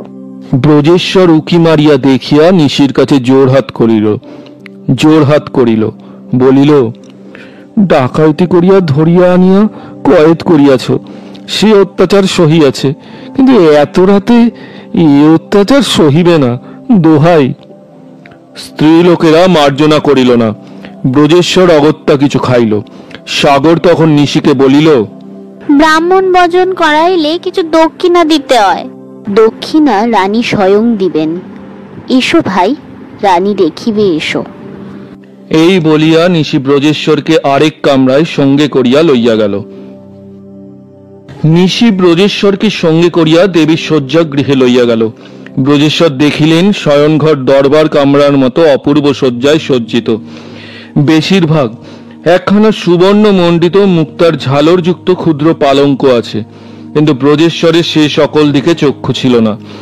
এত ঐশ্বর্যের অধিকারিণী প্রথিত নাম্নী দেবীকে দেখিলেন কামরার ভিতর অনাবৃত কাষ্ঠের উপর বসিয়া অর্ধাব গুণ্ঠনবতী একটি স্ত্রীলোক। নিশি ও সাগরে ব্রজেশ্বরের চাঞ্চল্যময়তা দেখিয়াছিলেন, ইহাতে তাহার কিছুই নাই। এ স্থিরা ধীরা নিম্ন দৃষ্টি, লজ্জা বনত মুখী। নিশি ও সাগর বিশেষত নিশি সর্বাঙ্গে রত্নালঙ্কার মণ্ডিতা, বহুমূল্য বসনে আবৃতা, কিন্তু ইহার তা কিছুই নাই। দেবী ব্রজেশ্বরের সঙ্গে সাক্ষাতের ভরসায় বহুমূল্য বস্ত্রালঙ্কারে ভূষিতা হইয়াছিলেন, ইহা আমরা পূর্বেই শুনিয়াছি। কিন্তু সাক্ষাতের সময় উপস্থিত হইলে দেবী সেই সকলই ত্যাগ করিয়া সামান্য বস্ত্র পরিয়া হাতে কেবল একখানি মাত্র সামান্য অলঙ্কার রাখিয়া ব্রজেশ্বরের প্রতীক্ষা করিতেছিলেন। প্রথমে নিশির বুদ্ধিতে দেবী ভ্রমে পড়িয়াছিল, শেষে বুঝিতে পারিয়া আপনা আপনি তিরস্কার করিয়াছিল। তাই এ বেশ পরিবর্তন। ব্রজেশ্বরকে পৌঁছাইয়া দিয়া নিশি চলিয়া গেল। ব্রজেশ্বর প্রবেশ করিলে দেবী গাত্রোত্থান করিয়া ব্রজেশ্বরকে প্রণাম করিলেন। দেখিয়া ব্রজেশ্বর আরো বিস্মিত হইল, কই, আর তো কেহ প্রণাম করে নাই। দেবী তখন ব্রজেশ্বরের সম্মুখে দাঁড়াইল। ব্রজেশ্বর দেখিল যথার্থ দেবী মূর্তি। এমন আর কখনো দেখিয়াছে কি? হ্যাঁ, ব্রজ আরেকবার এমনই দেখিয়াছিল, সে আরো মধুর, কেননা দেবী মূর্তি তখন বালিকার মূর্তি, ব্রজেশ্বরের তখন প্রথম যৌবন। হায়, এ যদি সেই হইত! এ মুখ দেখিয়া ব্রজেশ্বরের সে মুখ মনে পড়িল, কিন্তু দেখিলেন এ মুখ সে মুখ নহে। তার কি কিছুই এতে নাই? আছে বই কি, কিছু আছে। ব্রজেশ্বর তাই অবাক হইয়া দেখিতে লাগিল, সে তো অনেক দিন মরিয়া গিয়াছে। তবে মানুষে মানুষে কখনো কখনো এমন সাদৃশ্য থাকে যে একজনকে দেখিলে আরেকজনকে মনে পড়ে। এ তাই না ব্রজ? ব্রজ তাই মনে করিল, কিন্তু সে সাদৃশ্যেই হৃদয় ভরিয়া গেল। ব্রজের চক্ষে জল আসিল, পড়িল না, তাই দেবী সে জল দেখিতে পাইল না। দেখিতে পাইলে আজ একটা কাণ্ড কারখানা হইয়া যাইত।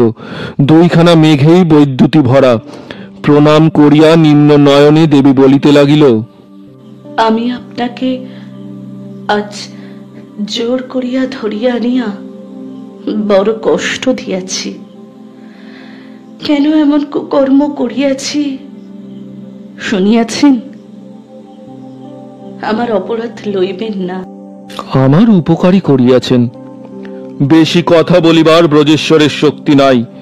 দেবী আরো বলিল, আপনি আমার এখানে দয়া করিয়া জলগ্রহণ করিয়াছেন, তাহাতে আমার বড় মর্যাদা বাড়িয়াছে। আপনি কুলীন, আপনার মর্যাদা রাখা আমার কর্তব্য। আপনি আমার কুটুম্ব, যাহা মর্যাদা স্বরূপ আমি আপনাকে দিতেছি তাহা গ্রহণ করুন। স্ত্রীর মতো কোন ধন? আপনি তাই আমাকে দিয়াছেন, ইহার বেশি আর কি দেবেন? ও ব্রজেশ্বর, কি বলিলে! স্ত্রীর মতো ধন আর নাই, তবে বাপ বেটায় মিলিয়া প্রফুল্লকে তাড়াইয়া দিয়াছিলে কেন? পালঙ্কের পাশে একটা রূপার কলসি ছিল, তাহা টানিয়া বাহির করিয়া দেবী ব্রজেশ্বরের নিকটে রাখিল, বলিল, ইহাই গ্রহণ করিতে হইবে। আপনার বজরায় এত সোনার উপর ছড়াছড়ি যে এই কলসিটা নিতে আপত্তি করিলে সাগর আমায় বকিবে। কিন্তু একটা কথা আছে। কথাটা কি দেবী বুঝিল, বলিল, আমি শপথ করিয়া বলিতেছি, এ চুরি ডাকাইতির নহে। আমার নিজের কিছু সঙ্গতি আছে, শুনিয়া থাকিবেন। অতএব গ্রহণ পক্ষে কোনো সংশয় করিবেন না। ব্রজেশ্বর সম্মত হইল। কুলীনের ছেলের আর অধ্যাপক ভট্টাচার্যের বিদায় বা মর্যাদা গ্রহণের লজ্জা ছিল না, এখনো বোধহয় নাই। কলসিটা বড় ভারী ঠেকিল, ব্রজেশ্বর সহজে তুলিতে পারিলেন না। বলিলেন, এ কি, এ কলসিটা নিরেট নাকি? টানিবার সময় উহার ভিতর শব্দ হইয়াছিল, নিরেট সম্ভব না। তাই তো, এতে কি আছে? কলসিতে ব্রজেশ্বর হাত পুড়িয়া তুলিল। মোহর, কলসি মোহরে পরিপূর্ণ। এগুলি কিসে ঢালিয়া রাখিব? ঢালিয়া রাখিবেন কেন? এগুলি সমস্তই আপনাকে দিয়েছি। কি? কেন? কত মোহর আছে? 3300। 3300 মোহরে 50,000 টাকার উপর। সাগর আপনাকে টাকার কথা বলিয়াছে? সাগরের মুখে শুনিয়াছি আপনার 50,000 টাকার বিশেষ প্রয়োজন। তাই দিতেছেন? টাকা আমার নহে, আমার দান করিবার অধিকার নাই। টাকা দেবতার, দেবত্র আমার জিম্মা। আমার এই টাকার প্রয়োজন পড়িয়াছে। বোধহয় চুরি ডাকাতি করিয়াও যদি আমি এ টাকা সংগ্রহ করি, তাহা হইলেও অধর্ম হয় না। কেননা এই টাকা নহিলে আমার বাপের জাতি রক্ষা হয় না। আমি এ টাকা লইব, কিন্তু কবে পরিশোধ করিতে হইবে? দেবতার সম্পত্তি দেবতা পাইলেই হইল। আমার মৃত্যু সংবাদ শুনিলে পর ওই টাকার আসল আরেক মোহর সুদ দেব সেবায় ব্যয় করিবেন। সে আমারই ব্যয় করা হইবে, সে আপনাকে ফাঁকি দেওয়া হইবে।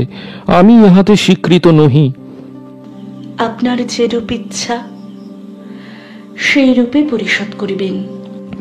আমার টাকা জুটিলে আপনাকে পাঠাইয়া দিব।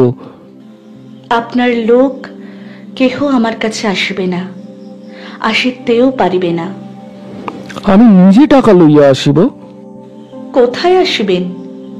আমি এক স্থানে থাকি না। যেখানে বলিয়া দেবেন। দিন ঠিক করিয়া বলিলে আমি স্থান ঠিক করিয়া বলিতে পারি। আমি মাঘ ফাল্গুনে টাকা সংগ্রহ করিতে পারিব, কিন্তু একটু বেশি করিয়া সময় লওয়া ভালো। বৈশাখ মাসে টাকা দেব। তবে বৈশাখ মাসের শুক্লপক্ষের সপ্তমীর রাত্রে এই ঘাটেই টাকা আনিবেন। সপ্তমীর চন্দ্রাস্ত পর্যন্ত এখানে থাকিব। সপ্তমীর চন্দ্রাস্তের পর আসিলে আমার দেখা পাইবেন না। ব্রজেশ্বর স্বীকৃত হইলেন। তখন দেবী পরিচারিকা দিগকে আজ্ঞা দিলেন, মোহরের ঘোড়া ছিপে উঠাইয়া দিয়া আইসে। পরিচারিকারা ঘোড়া ছিপে লইয়া গেল। ব্রজেশ্বরও দেবীকে আশীর্বাদ করিয়া ছিপে যাইতেছিলেন। তখন দেবী নিষেধ করিয়া বলিলেন, আর একটা কথা বাকি আছে। এত কর্জ দিলাম, মর্যাদা দিলাম কই? কলসিটা মর্যাদা? আপনার যোগ্য মর্যাদা নহে, যথাসাধ্য মর্যাদা রাখিব। এই বলিয়া দেবী আপনার আঙ্গুল হইতে একটি আংটি খুলিল। ব্রজেশ্বর তাহা গ্রহণ করিবার জন্য সহাস্য বদনে হাত পাতিলেন। দেবী হাতের উপর আংটিটি ফেলিয়া দিল না, ব্রজেশ্বরের হাতখানি ধরিল, আপনি আংটি পরাইয়া দিবে। ব্রজেশ্বর জিতেন্দ্রিয়, কিন্তু মনের ভিতর কি একটা গোলমাল হইয়া গেল। জিতেন্দ্রিয় ব্রজেশ্বর তাহা বুঝিতে পারিল না। শরীরে কাটা দিল, ভিতরে যেন অমৃত স্রোত ছুটিল। জিতেন্দ্রিয় ব্রজেশ্বর হাতটা সরাইয়া লইতে ভুলিয়া গেল। বিধাতা এক এক সময়ে বাদশা দেন, যে সময় আপন কাজ ভুলিয়া যাইতে হয়। তা দেবী সেই মানসিক গোলযোগের সময় ব্রজেশ্বরের আঙুলে ধীরে ধীরে আংটি পরাইতে লাগিলেন। সেই সময় ফোঁটা 2 তপ্ত জল ব্রজেশ্বরের হাতের উপর পড়িল। ব্রজেশ্বর দেখিলেন দেবীর মুখ চোখের জলে ভাসিয়া যাইতেছে। কি রকমে কি হইল বলিতে পারি না। ব্রজেশ্বর তো জিতেন্দ্রিয়, কিন্তু মনের ভিতর কি একটা গোল বাঁধিয়াছিল। সেই আরেকখানা মুখ মনে পড়িল। এই কি এমনই একটা গোল বাঁধিয়া গেল। ব্রজেশ্বর কিছু না বুঝিয়া, কেন জানি না, দেবীর কাঁধে হাত রাখিল। অপর হাতে ধরিয়া মুখখানি তুলিয়া ধরিল। বুঝি মুখখানা প্রফুল্লের মতো দেখিল। বিবশ বিহ্বল হইয়া সেই অশ্রু নিষিক্ত বিম্বাধারে আহ, ছি ছি ছি, ব্রজেশ্বর আবার! তখন ব্রজেশ্বরের মাথায় যেন আকাশ ভাঙিয়া পড়িল। কি করিলাম? এ কি প্রফুল্ল, সে যে 10 বৎসর মরিয়াছে। ব্রজেশ্বর ঊর্ধ্বশ্বাসে পলায়ন করিয়া একেবারে ছিপে গিয়া উঠিল। সাগরকে সঙ্গে লইয়া গেল না। সাগর, ধর ধর, আসামি পালায় বলিয়া পিছু পিছু ছুটিয়া গিয়া ছিপে উঠিল। ছিপ খুলিয়া ব্রজেশ্বরকে ও ব্রজেশ্বরের 2 রত্নাধার, একটি সাগর আর একটি কলসি ব্রজেশ্বরের নৌকায় পৌঁছাইয়া দিল। এদিকে নিশি আসিয়া দেবীর শয়ন কক্ষে প্রবেশ করিয়া দেখিল দেবী নৌকার তক্তার উপর লুটাইয়া পড়িয়া কাঁদিতেছে। নিশি তাহাকে উঠাইয়া বসাইল, চোখের জল মুছাইয়া দিল, সুস্থির করিল। তখন নিশি বলিল, এই কি মা, তোমার নিষ্কাম ধর্ম, এই কি সন্ন্যাস? ভগবদ্বাক্য কোথায় মা এখন? দেবী চুপ করিয়া রহিল। নিশি বলিল, ও সকল ব্রত মেয়ে মানুষের নহে। যদি মেয়েকে ও পথে যেতে হয় তবে আমার মতো হইতে হইবে। আমাকে কাদাইবার জন্য ব্রজেশ্বর নাই। আমার ব্রজেশ্বর বৈকুণ্ঠেশ্বর একই। তুমি জমের বাড়ি যাও। আপত্তি ছিল না, কিন্তু আমার উপর জমের অধিকার নাই। তুমি সন্ন্যাস ত্যাগ করিয়া ঘরে যাও। সে পথ খোলা থাকিলে আমি এ পথে আসতাম না। এখন বজ্রা খুলিয়া দিতে চারপাল উঠাও। তখন সেই জাহাজের মতো বজ্রা চারিখান তুলিয়া পক্ষিণীর মতো উড়িয়া গেল। ব্রজেশ্বর আপনার নৌকায় আসিয়া গম্ভীর হইয়া বসিল। সাগরের সঙ্গে কথা কহে না। দেখিল দেবীর বজ্রা পাল তুলিয়া পক্ষিণীর মতো উড়িয়া গেল। তখন ব্রজেশ্বর সাগরকে জিজ্ঞাসা করিলেন, বজ্রা কোথায় গেল? সাগর বলিল, তা দেবী ভিন্ন আর কেহ জানে না। সে সকল কথা দেবী আর কাহকেও বলে না। দেবীকে? দেবী দেবী তোমার কি হয়? ভগিনী। কি রকম ভগিনী? জ্ঞাতি। ব্রজেশ্বর আবার চুপ করিল। মাঝি দিগকে ডাকিয়া বলিল, তোমরা বড় বজ্রার সঙ্গে যাইতে পারো? মাঝিরা বলিল, শ্রাদ্ধ কি ও নক্ষত্রের মতো ছুটি আছে? ব্রজেশ্বর আবার চুপ করিল। সাগর ঘুমাইয়া পড়িল। প্রভাত হইল, ব্রজেশ্বর বজ্রা খুলিয়া চলিল। সূর্যোদয় হইলে সাগর আসিয়া ব্রজেশ্বরের কাছে বসিল। ব্রজেশ্বর জিজ্ঞাসা করিল, দেবী কি ডাকাতি করে? তোমার কি বোধ হয়? ডাকাতির সমান তো সব দেখিলাম। ডাকাতি করিলে করিতে পারে, তাও দেখিলাম। তবু বিশ্বাস হয় না যে ডাকাতি করে। তবু কেন বিশ্বাস হয় না?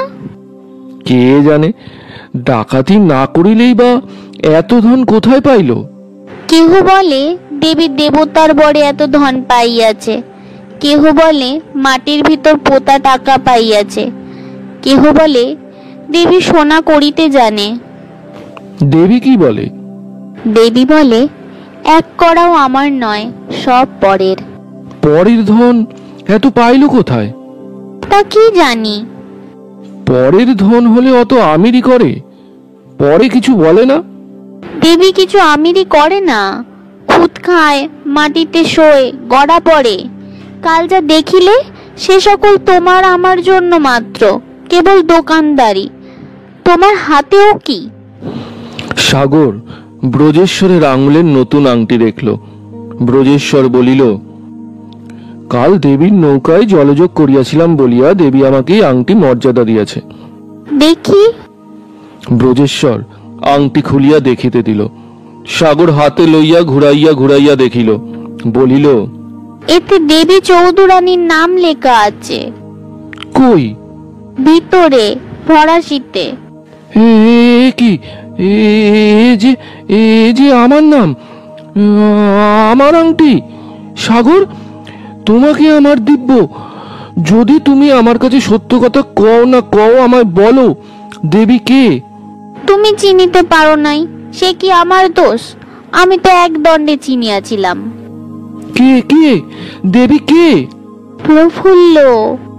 আর ব্রজেশ্বর কথা কহিল না। সাগর দেখিল, প্রথমে ব্রজেশ্বরের শরীরে কাটা দিয়া উঠিল, তারপর একটা অনির্বচনীয় আহ্লাদের চিহ্ন, উচ্ছ্বলিত সুখের তরঙ্গ শরীরে দেখা দিল। মুখ প্রভাময়, নয়ন উজ্জ্বল অথচ জলপ্লাবিত, দেহ উন্নত, কান্তি স্ফূর্তিময়। তারপরই আবার সাগর দেখিল সব যেন নিবিয়া গেল। বড় ঘোরতর বিষাদ আসিয়া যেন সেই প্রভাময় কান্তি অধিকার করিল। ব্রজেশ্বর বাক্য শূন্য, স্পন্দনহীন, নিমেষ শূন্য। ক্রমে সাগরের মুখপানে চাহিয়া চাহিয়া ব্রজেশ্বর চক্ষু মুদিল।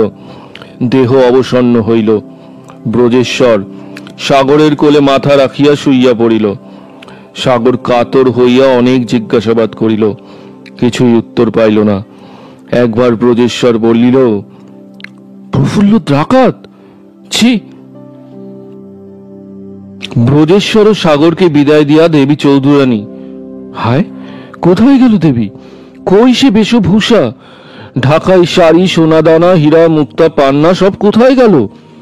দেবী সব ছাড়িয়াছে, সব একেবারে অন্তর্ধান করিয়াছে। দেবী কেবল একখানা গড়া পড়িয়াছে, হাতে কেবল একগাছা কর। দেবী নৌকার এক পাশে বজ্রার শুধু তক্তার উপর একখানা চট পাতিয়া শয়ন করিল। ঘুমাইল কিনা জানি না। প্রভাতে বজ্রা বাঞ্ছিত স্থানে আসিয়া লাগিয়াছে দেখিয়া দেবী নদীর জলে নামিয়া স্নান করিল। স্নান করিয়া ভিজা কাপড়েই রহিল সেই চটের মতো মোটা শাড়ি। কপাল ও বুক গঙ্গা মৃত্তিকায় চর্চিত করিল, রুক্ষ ভিজা চুল এলাইয়া দিল। তখন দেবীর যে সৌন্দর্য বাহির হইল, গত রাত্রির বেশভূষা, জাকজমক, হীরা মতি, চাঁদনি বা রানীগিরিতে তাহা দেখা যায় নাই। কাল দেবীকে রত্নাভরণে রাজরানীর মতো দেখাইয়াছিল, আজ গঙ্গা মৃত্তিকার শয্যায় দেবতার মতো দেখাইতেছে। যে সুন্দর সে মাটি ছাড়িয়া হীরা পড়ে কেন? দেবী এই অনুপম বেশে একজন মাত্র স্ত্রীলোক সমভিবেহারে লইয়া তীরে তীরে চলিল, বজ্রায় উঠিল না। এরূপ অনেক দূর গিয়া একটা জঙ্গলে প্রবেশ করিল। আমরা কথায় কথায় জঙ্গলের কথা বলিতেছি, কথায় কথায় ডাকাইতের কথা বলিতেছি। ইহাতে শ্রোতারা মনে করিবেন না আমরা কিছুমাত্র অত্যুক্তি করিতেছি অথবা জঙ্গল বা ডাকাইত ভালোবাসি। যে সময়ের কথা বলিতেছি সে সময় সে দেশ জঙ্গলে পরিপূর্ণ। এখনো অনেক স্থানে ভয়ানক জঙ্গল, কত কত আমি স্বচক্ষে দেখিয়া আসিয়াছি। আর ডাকাইতের তো কথাই নাই। শ্রোতাদের স্মরণ থাকে যেন যে ভারতবর্ষের ডাকাইত শাসন করিতে মার্কুইস অফ হেস্টিংসকে যত বড় যুদ্ধোদ্যম করিতে হইয়াছিল, পঞ্জাবের লড়াইয়ের পূর্বে আর কখনো তত করিতে হয় নাই।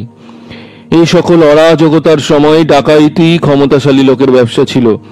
যাহারা দুর্বল বা গণ্ডমূর্খ তাহারাই ভালো মানুষ হইত। ডাকাইতিতে তখন কোনো নিন্দা বা লজ্জা ছিল না।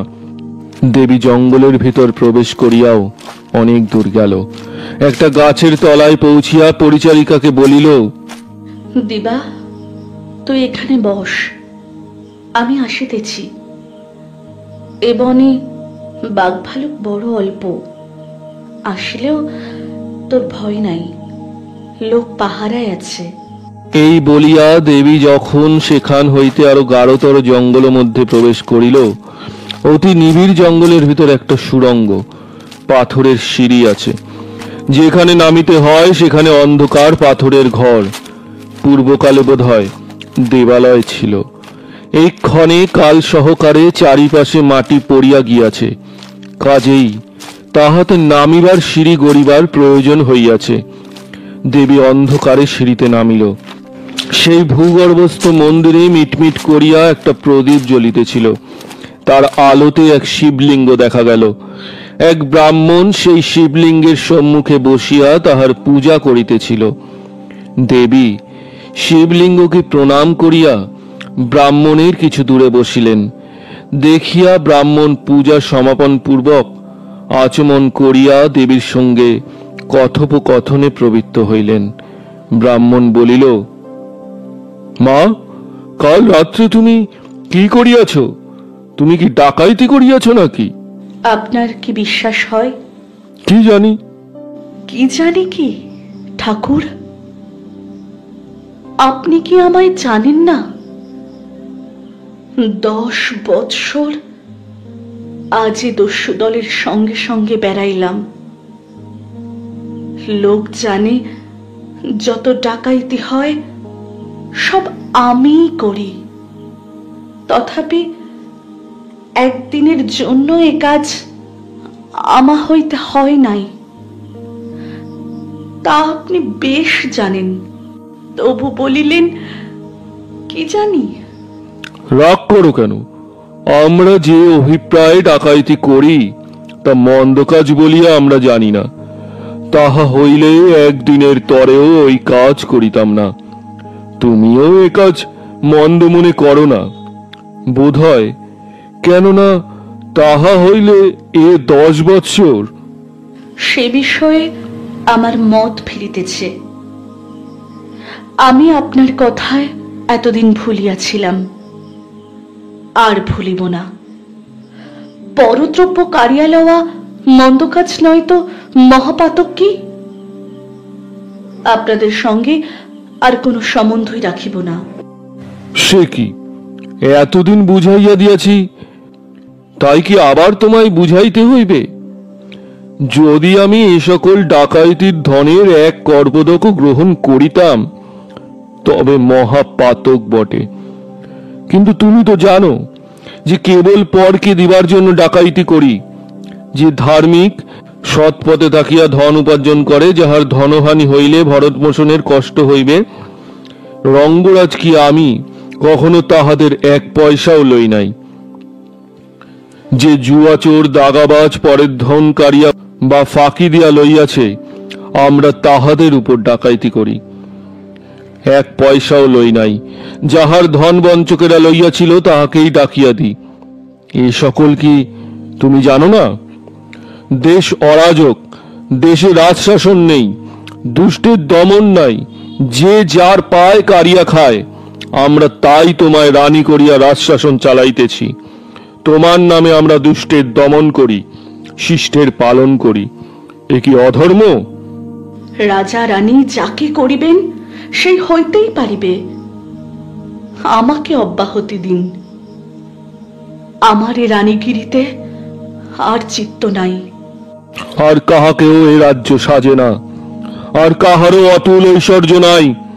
তোমার ধনদানে সকলেই তোমার বশ। আমার যে ধন আছে সকলই আমি আপনাকে দিতেছি। আমি ওই টাকা যে রূপে খরচ করিতাম আপনিও সেই রূপে করিবেন। আমি কাশী গিয়া বাস করিব, মানুষ করিয়াছি। কেবল তোমার ধনেই কি সকলে তোমার বশ? তুমি রূপে যথার্থ রাজরানী, গুণে যথার্থ রাজরানী। অনেকে তোমাকে সাক্ষাৎ ভগবতী বলিয়া জানে, কেননা তুমি সন্ন্যাসিনী। মার মতো পরের মঙ্গল কামনা করো, অকাতরে ধন দান করো, ভগবতীর মতো রূপবতী। তাই আমরা তোমার নামে এ রাজ্য শাসন করি, নহিলে আমাদের কে মানিত? তাই লোকে আমাকে ডাকাইতনি বলিয়া জানে।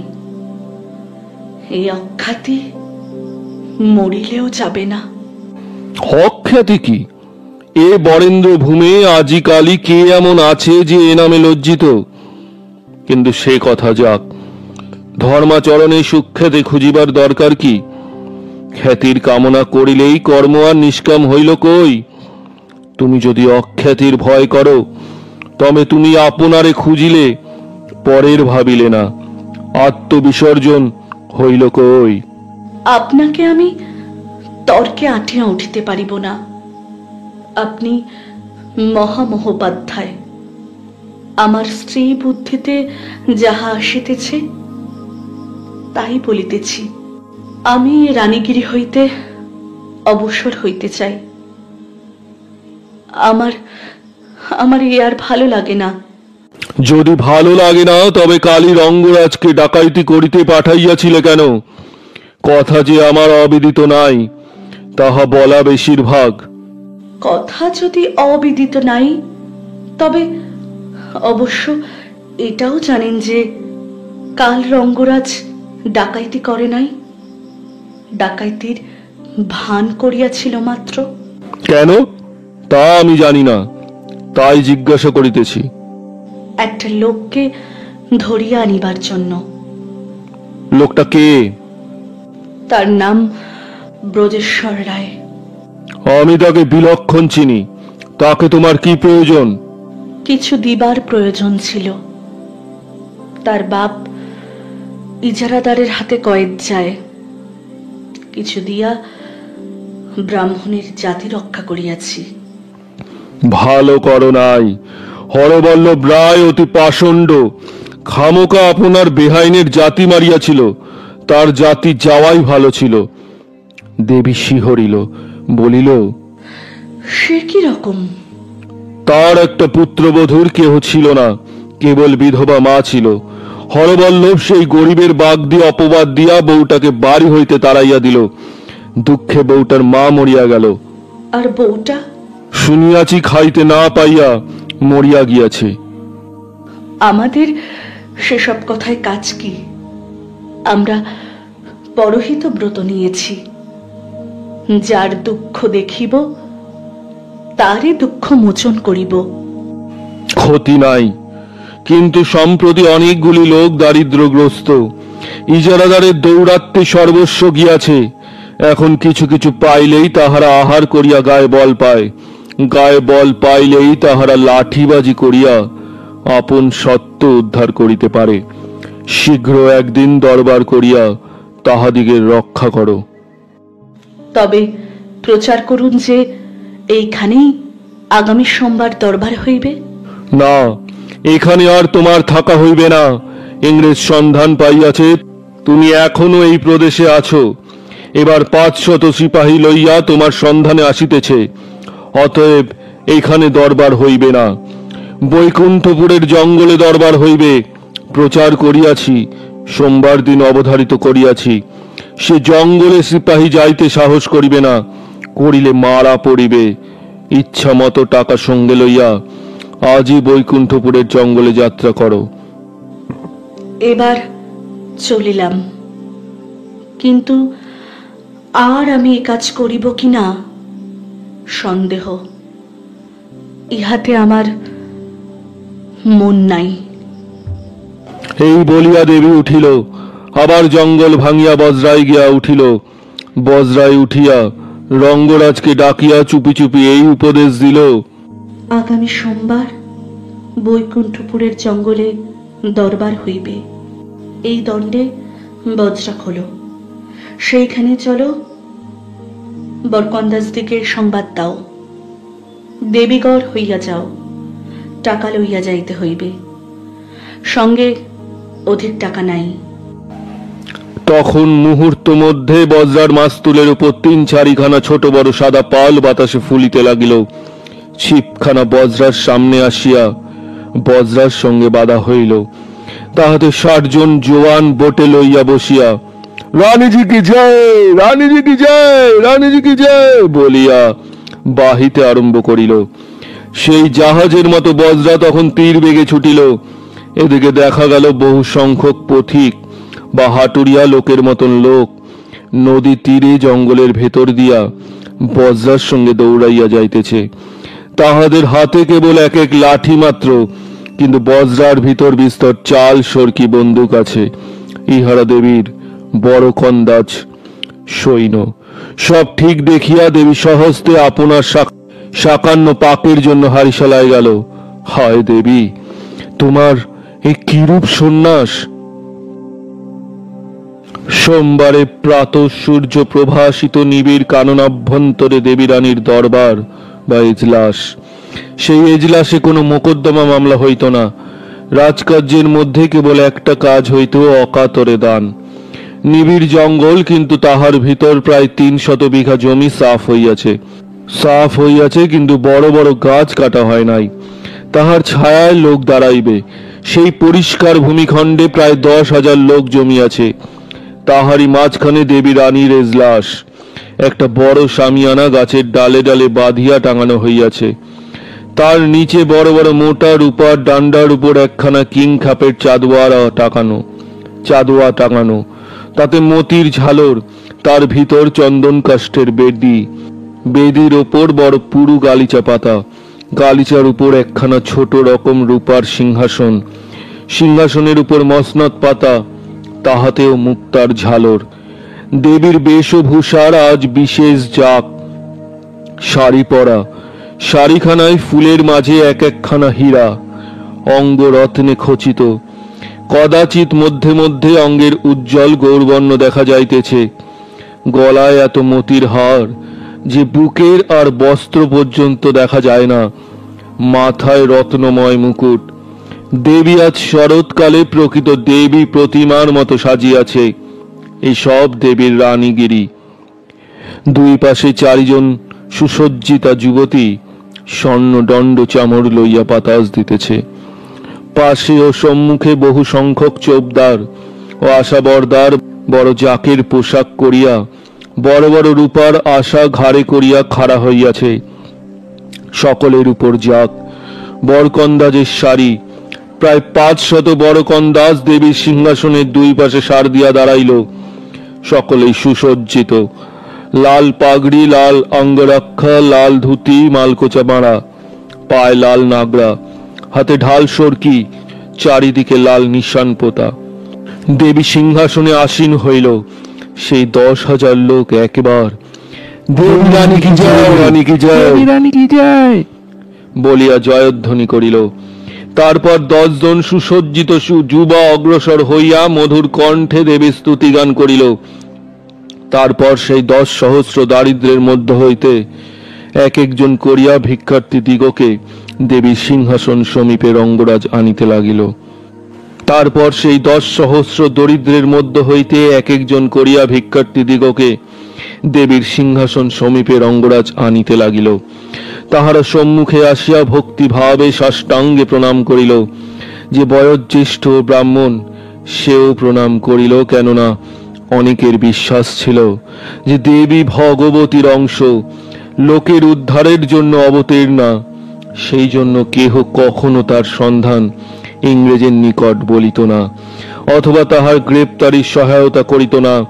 দেবী সকলকে মধুর ভাষায় সম্বোধন করিয়া তাদের নিজ নিজ অবস্থার পরিচয় লইলেন। পরিচয় লইয়া যাহার যেমন অবস্থা তাহাকে সেই রূপ দান করিতে লাগিলেন। নিকটে টাকা পোড়া ঘড়া সব সাজানো ছিল। এই রূপ প্রাতঃকাল হইতে সন্ধ্যা পর্যন্ত দেবী দরিদ্রগণকে দান করিলেন। সন্ধ্যা অতীত হইয়া 1 প্রহর রাত্রি হইল, তখন দান শেষ হইল।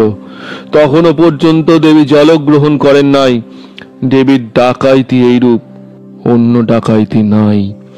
কিছুদিন মধ্যে রঙ্গপুরে গুডলাট সাহেবের কাছে সংবাদ পৌঁছিল যে বৈকুণ্ঠপুরের জঙ্গল মধ্যে দেবী চৌধুরানীর ডাকাইতের দল জমায়েতবস্ত হইয়াছে। ডাকাইতের সংখ্যা নাই।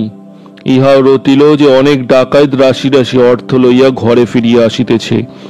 অতএব তাহারা অনেক ডাকাইতি করিয়াছে সন্দেহ নাই। যাহারা দেবীর নিকট দান পাইয়া ঘরে অর্থ লইয়া আসিয়াছিল তাহারা সব মুনকির, বলে টাকা কোথা? ইহার কারণ ভয় আছে। টাকার কথা শুনিলেই ইজারাদারের পাইক সব কারিয়া লইয়া যাইবে। অথচ তাহারা খরচপত্র করিতে লাগিল। সুতরাং সকল লোকেরই বিশ্বাস হইল যে দেবী চৌধুরানী এবার ভারী রকম লুঠিতেছে। যথাকালে পিতৃ সমীপে উপস্থিত হইয়া ব্রজেশ্বর তার পদ বন্দনা করিলেন। হরবল্লভ অন্যান্য কথার পর জিজ্ঞাসা করিলেন, আসল সংবাদ কি? টাকার কি হইয়াছে? ব্রজেশ্বর বলিলেন যে তাহার শ্বশুর টাকা দিতে পারেন নাই। হরবল্লভের মাথায় বজ্রাঘাত হইল। হরবল্লভ চিৎকার করিয়া জিজ্ঞাসা করিলেন, তবে টাকা পাও নাই? আমার শ্বশুর টাকা দিতে পারেন নাই বটে, কিন্তু আরেক স্থানে টাকা পাইয়াছি। পেয়েছো? তা আমরা এতক্ষণ বলো নাই। দুর্গা, পাচ্ছিলাম। টাকা তো যে স্থানে পেয়েছি তাহাতে সে গ্রহণ করা উচিত কিনা বলা যায় না। কে দিল? ব্রজেশ্বর অধবদনে মাথা চুলকাইতে চুলকাইতে বলিল, তার নামটা মনে আসছে না। সেই যে মেয়ে ডাকাইত একজন আছে। কে, দেবী চৌধুরানী? সেই তার কাছে টাকা পাই না কি প্রকারে? ব্রজেশ্বরের প্রাচীন নীতিশাস্ত্রে লেখে যে এখানে বাপের কাছে ভাড়া ভারিতে দোষ নাই। ব্রজ বলিল, ও টাকাটা একটু সুযোগে পাওয়া গিয়েছে। বদলোকের টাকা লেখাপড়া কিরম হইয়াছে? একটু সুযোগে পাওয়া গিয়েছে বলিয়া লেখাপড়া করিতে হয় নাই। বাপ আর এ বিষয় বেশি খোঁচাখুচি করিয়া জিজ্ঞাসা না করে এ অভিপ্রায়ে ব্রজেশ্বর তখনই কথাটা চাপা দিয়া বলিল, পাপের ধন যে গ্রহণ করে সেও পাপের ভাগী হয়, তাই ও টাকাটা লওয়া আমার তেমন মত নয়। হরবল্লভ ক্রুদ্ধ হইয়া বলিল, টাকা নেব না তো ফাটকে যাব নাকি?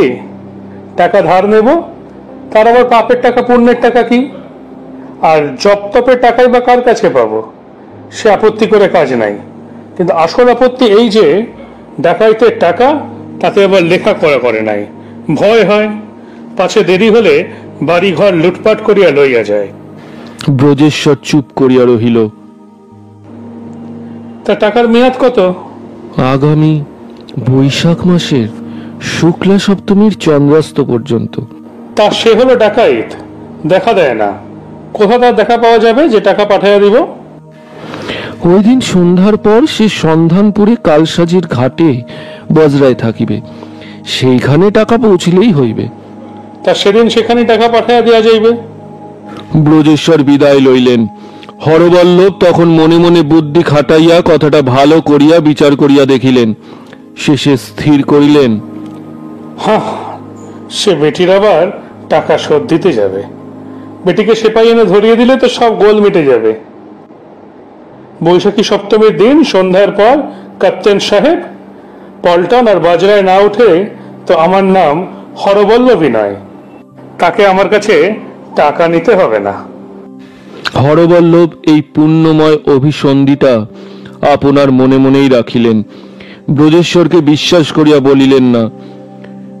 এদিকে সাগর আসিয়া ব্রহ্ম ঠাকুরানীর কাছে গিয়া গল্প করিল যে ব্রজেশ্বর একটা রাজরানীর বজরায় গিয়া তাকে বিবাহ করিয়া আসিয়াছে। সাগর অনেক মানা করিয়াছিল, তাহা শোনে নাই। মাগে যেতে কৈবর্ত, আর তার 2টা বিবাহ আছে। সুতরাং ব্রজেশ্বরের জাতি গিয়াছে। সুতরাং সাগর আর ব্রজেশ্বরের পাত্রাবশিষ্ট ভোজন গ্রহণ করিবে না, ইহা স্থির প্রতিজ্ঞা করিয়াছে। ব্রহ্ম ঠাকুরানী এই সকল কথা ব্রজেশ্বরকে জিজ্ঞাসা করায় অপরাধ স্বীকার করিয়া বলিল, রানীজি জ্ঞাতাংশে ভালো, আমার পিতৃ ঠাকুরের পিসি হয়, আর বিয়ে তা আমারও 3টে, তারও 3টে। ব্রহ্ম ঠাকুরানী বুঝিল কথাটা মিথ্যা, কিন্তু সাগরের মতলব যে ব্রহ্ম ঠাকুরানী এই গল্পটা নয়নতারার কাছে করে, সে বিষয় তিলার্ধ বিলম্ব হইল না। নয়নতারা একে সাগরকে দেখিয়া জ্বলিয়াছিল। আবার শুনিল যে স্বামী একটা বুড়া কন্যে বিবাহ করিয়াছে। নয়নতারা একেবারে আগুনের মতো জ্বলিয়া উঠিল। সুতরাং কিছুদিন ব্রজেশ্বর নয়নতারার কাছে ঘেঁষিতে পারিলেন না। সাগরের ইজারা মহল হইয়া রহিলেন। সাগরের অভিপ্রায় সিদ্ধ হইল, কিন্তু নয়নতারা বড় গোল বাঁধাইল। শেষে গিন্নির কাছে গিয়া নালিশ করল। গিন্নি বলিলেন, তুমি বাছা পাগল মেয়ে, বামনের ছেলে কি কৈবর্ত বিয়ে করে? তোমাকে সবাই খেপায়, তুমিও খেপো। নয়ন বউ তবু বুঝিল না, বলিল, যদি সত্য সত্যই বিয়ে হয়ে থাকে? যদি সত্যই হয় তবে বউ বরণ করে ঘরে তুলবা, বেটার বউ তো আর ফেলতে পারবি না। এই সময় ব্রজেশ্বর আসিল। নয়ন বউ অবশ্য পলাইয়া গেল। ব্রজেশ্বর জিজ্ঞাসা করিল, মা, কি বলছিলে গা? এই বলছিলাম যে তুই যদি আবার বিয়ে করিস তবে আবার বউ বরণ করে ঘরে তুলি। ব্রজেশ্বর অন্যমনা হইল, কিছু উত্তর না করিয়া চলিয়া গেল। প্রদোষকালে গিন্নি ঠাকুরানী কর্তা মহাশয়কে বাতাস করিতে করিতে ভ্রতৃ চরণে এই কথা নিবেদন করিলেন। কর্তা জিজ্ঞাসা করিলেন, তোমার মনটা কি? আমি ভাবি কি, সাগর বউ ঘর করে না, নয়ন বউ ছেলের যোগ্য বউ নয়, তা যদি একটি ভালো দেখে ব্রজ বিয়ে করে সংসার ধর্ম করে আমার সুখ হয়। তা ছেলের যদি তেমন বোঝো আমাকে বলিও, আমি ঘটক দেখে ভালো করিয়া সম্বন্ধ করিব। আচ্ছা, আমি মন বুঝিয়া দেখিব। মন বুঝিবার ভার ব্রহ্ম ঠাকুরানীর উপর পড়িল। ব্রহ্ম ঠাকুরানী অনেক বিরহ সন্তপ্ত এবং বিবাহ প্রয়াসী রাজপুত্রের উপকথা ব্রজকে শুনাইলেন, কিন্তু ব্রজের মন তাহাতে কিছু বোঝা গেল না। তখন ব্রহ্ম ঠাকুরানী স্পষ্ট জিজ্ঞাসাবাদ আরম্ভ করিলেন। কিছুই খবর পাইলেন না। ব্রজেশ্বর কেবল বলিল, বাপ মা যে আজ্ঞা করিবেন আমি তাই পালন করিব। কথাটার আর বড় উচ্চবাচ্য হইল না।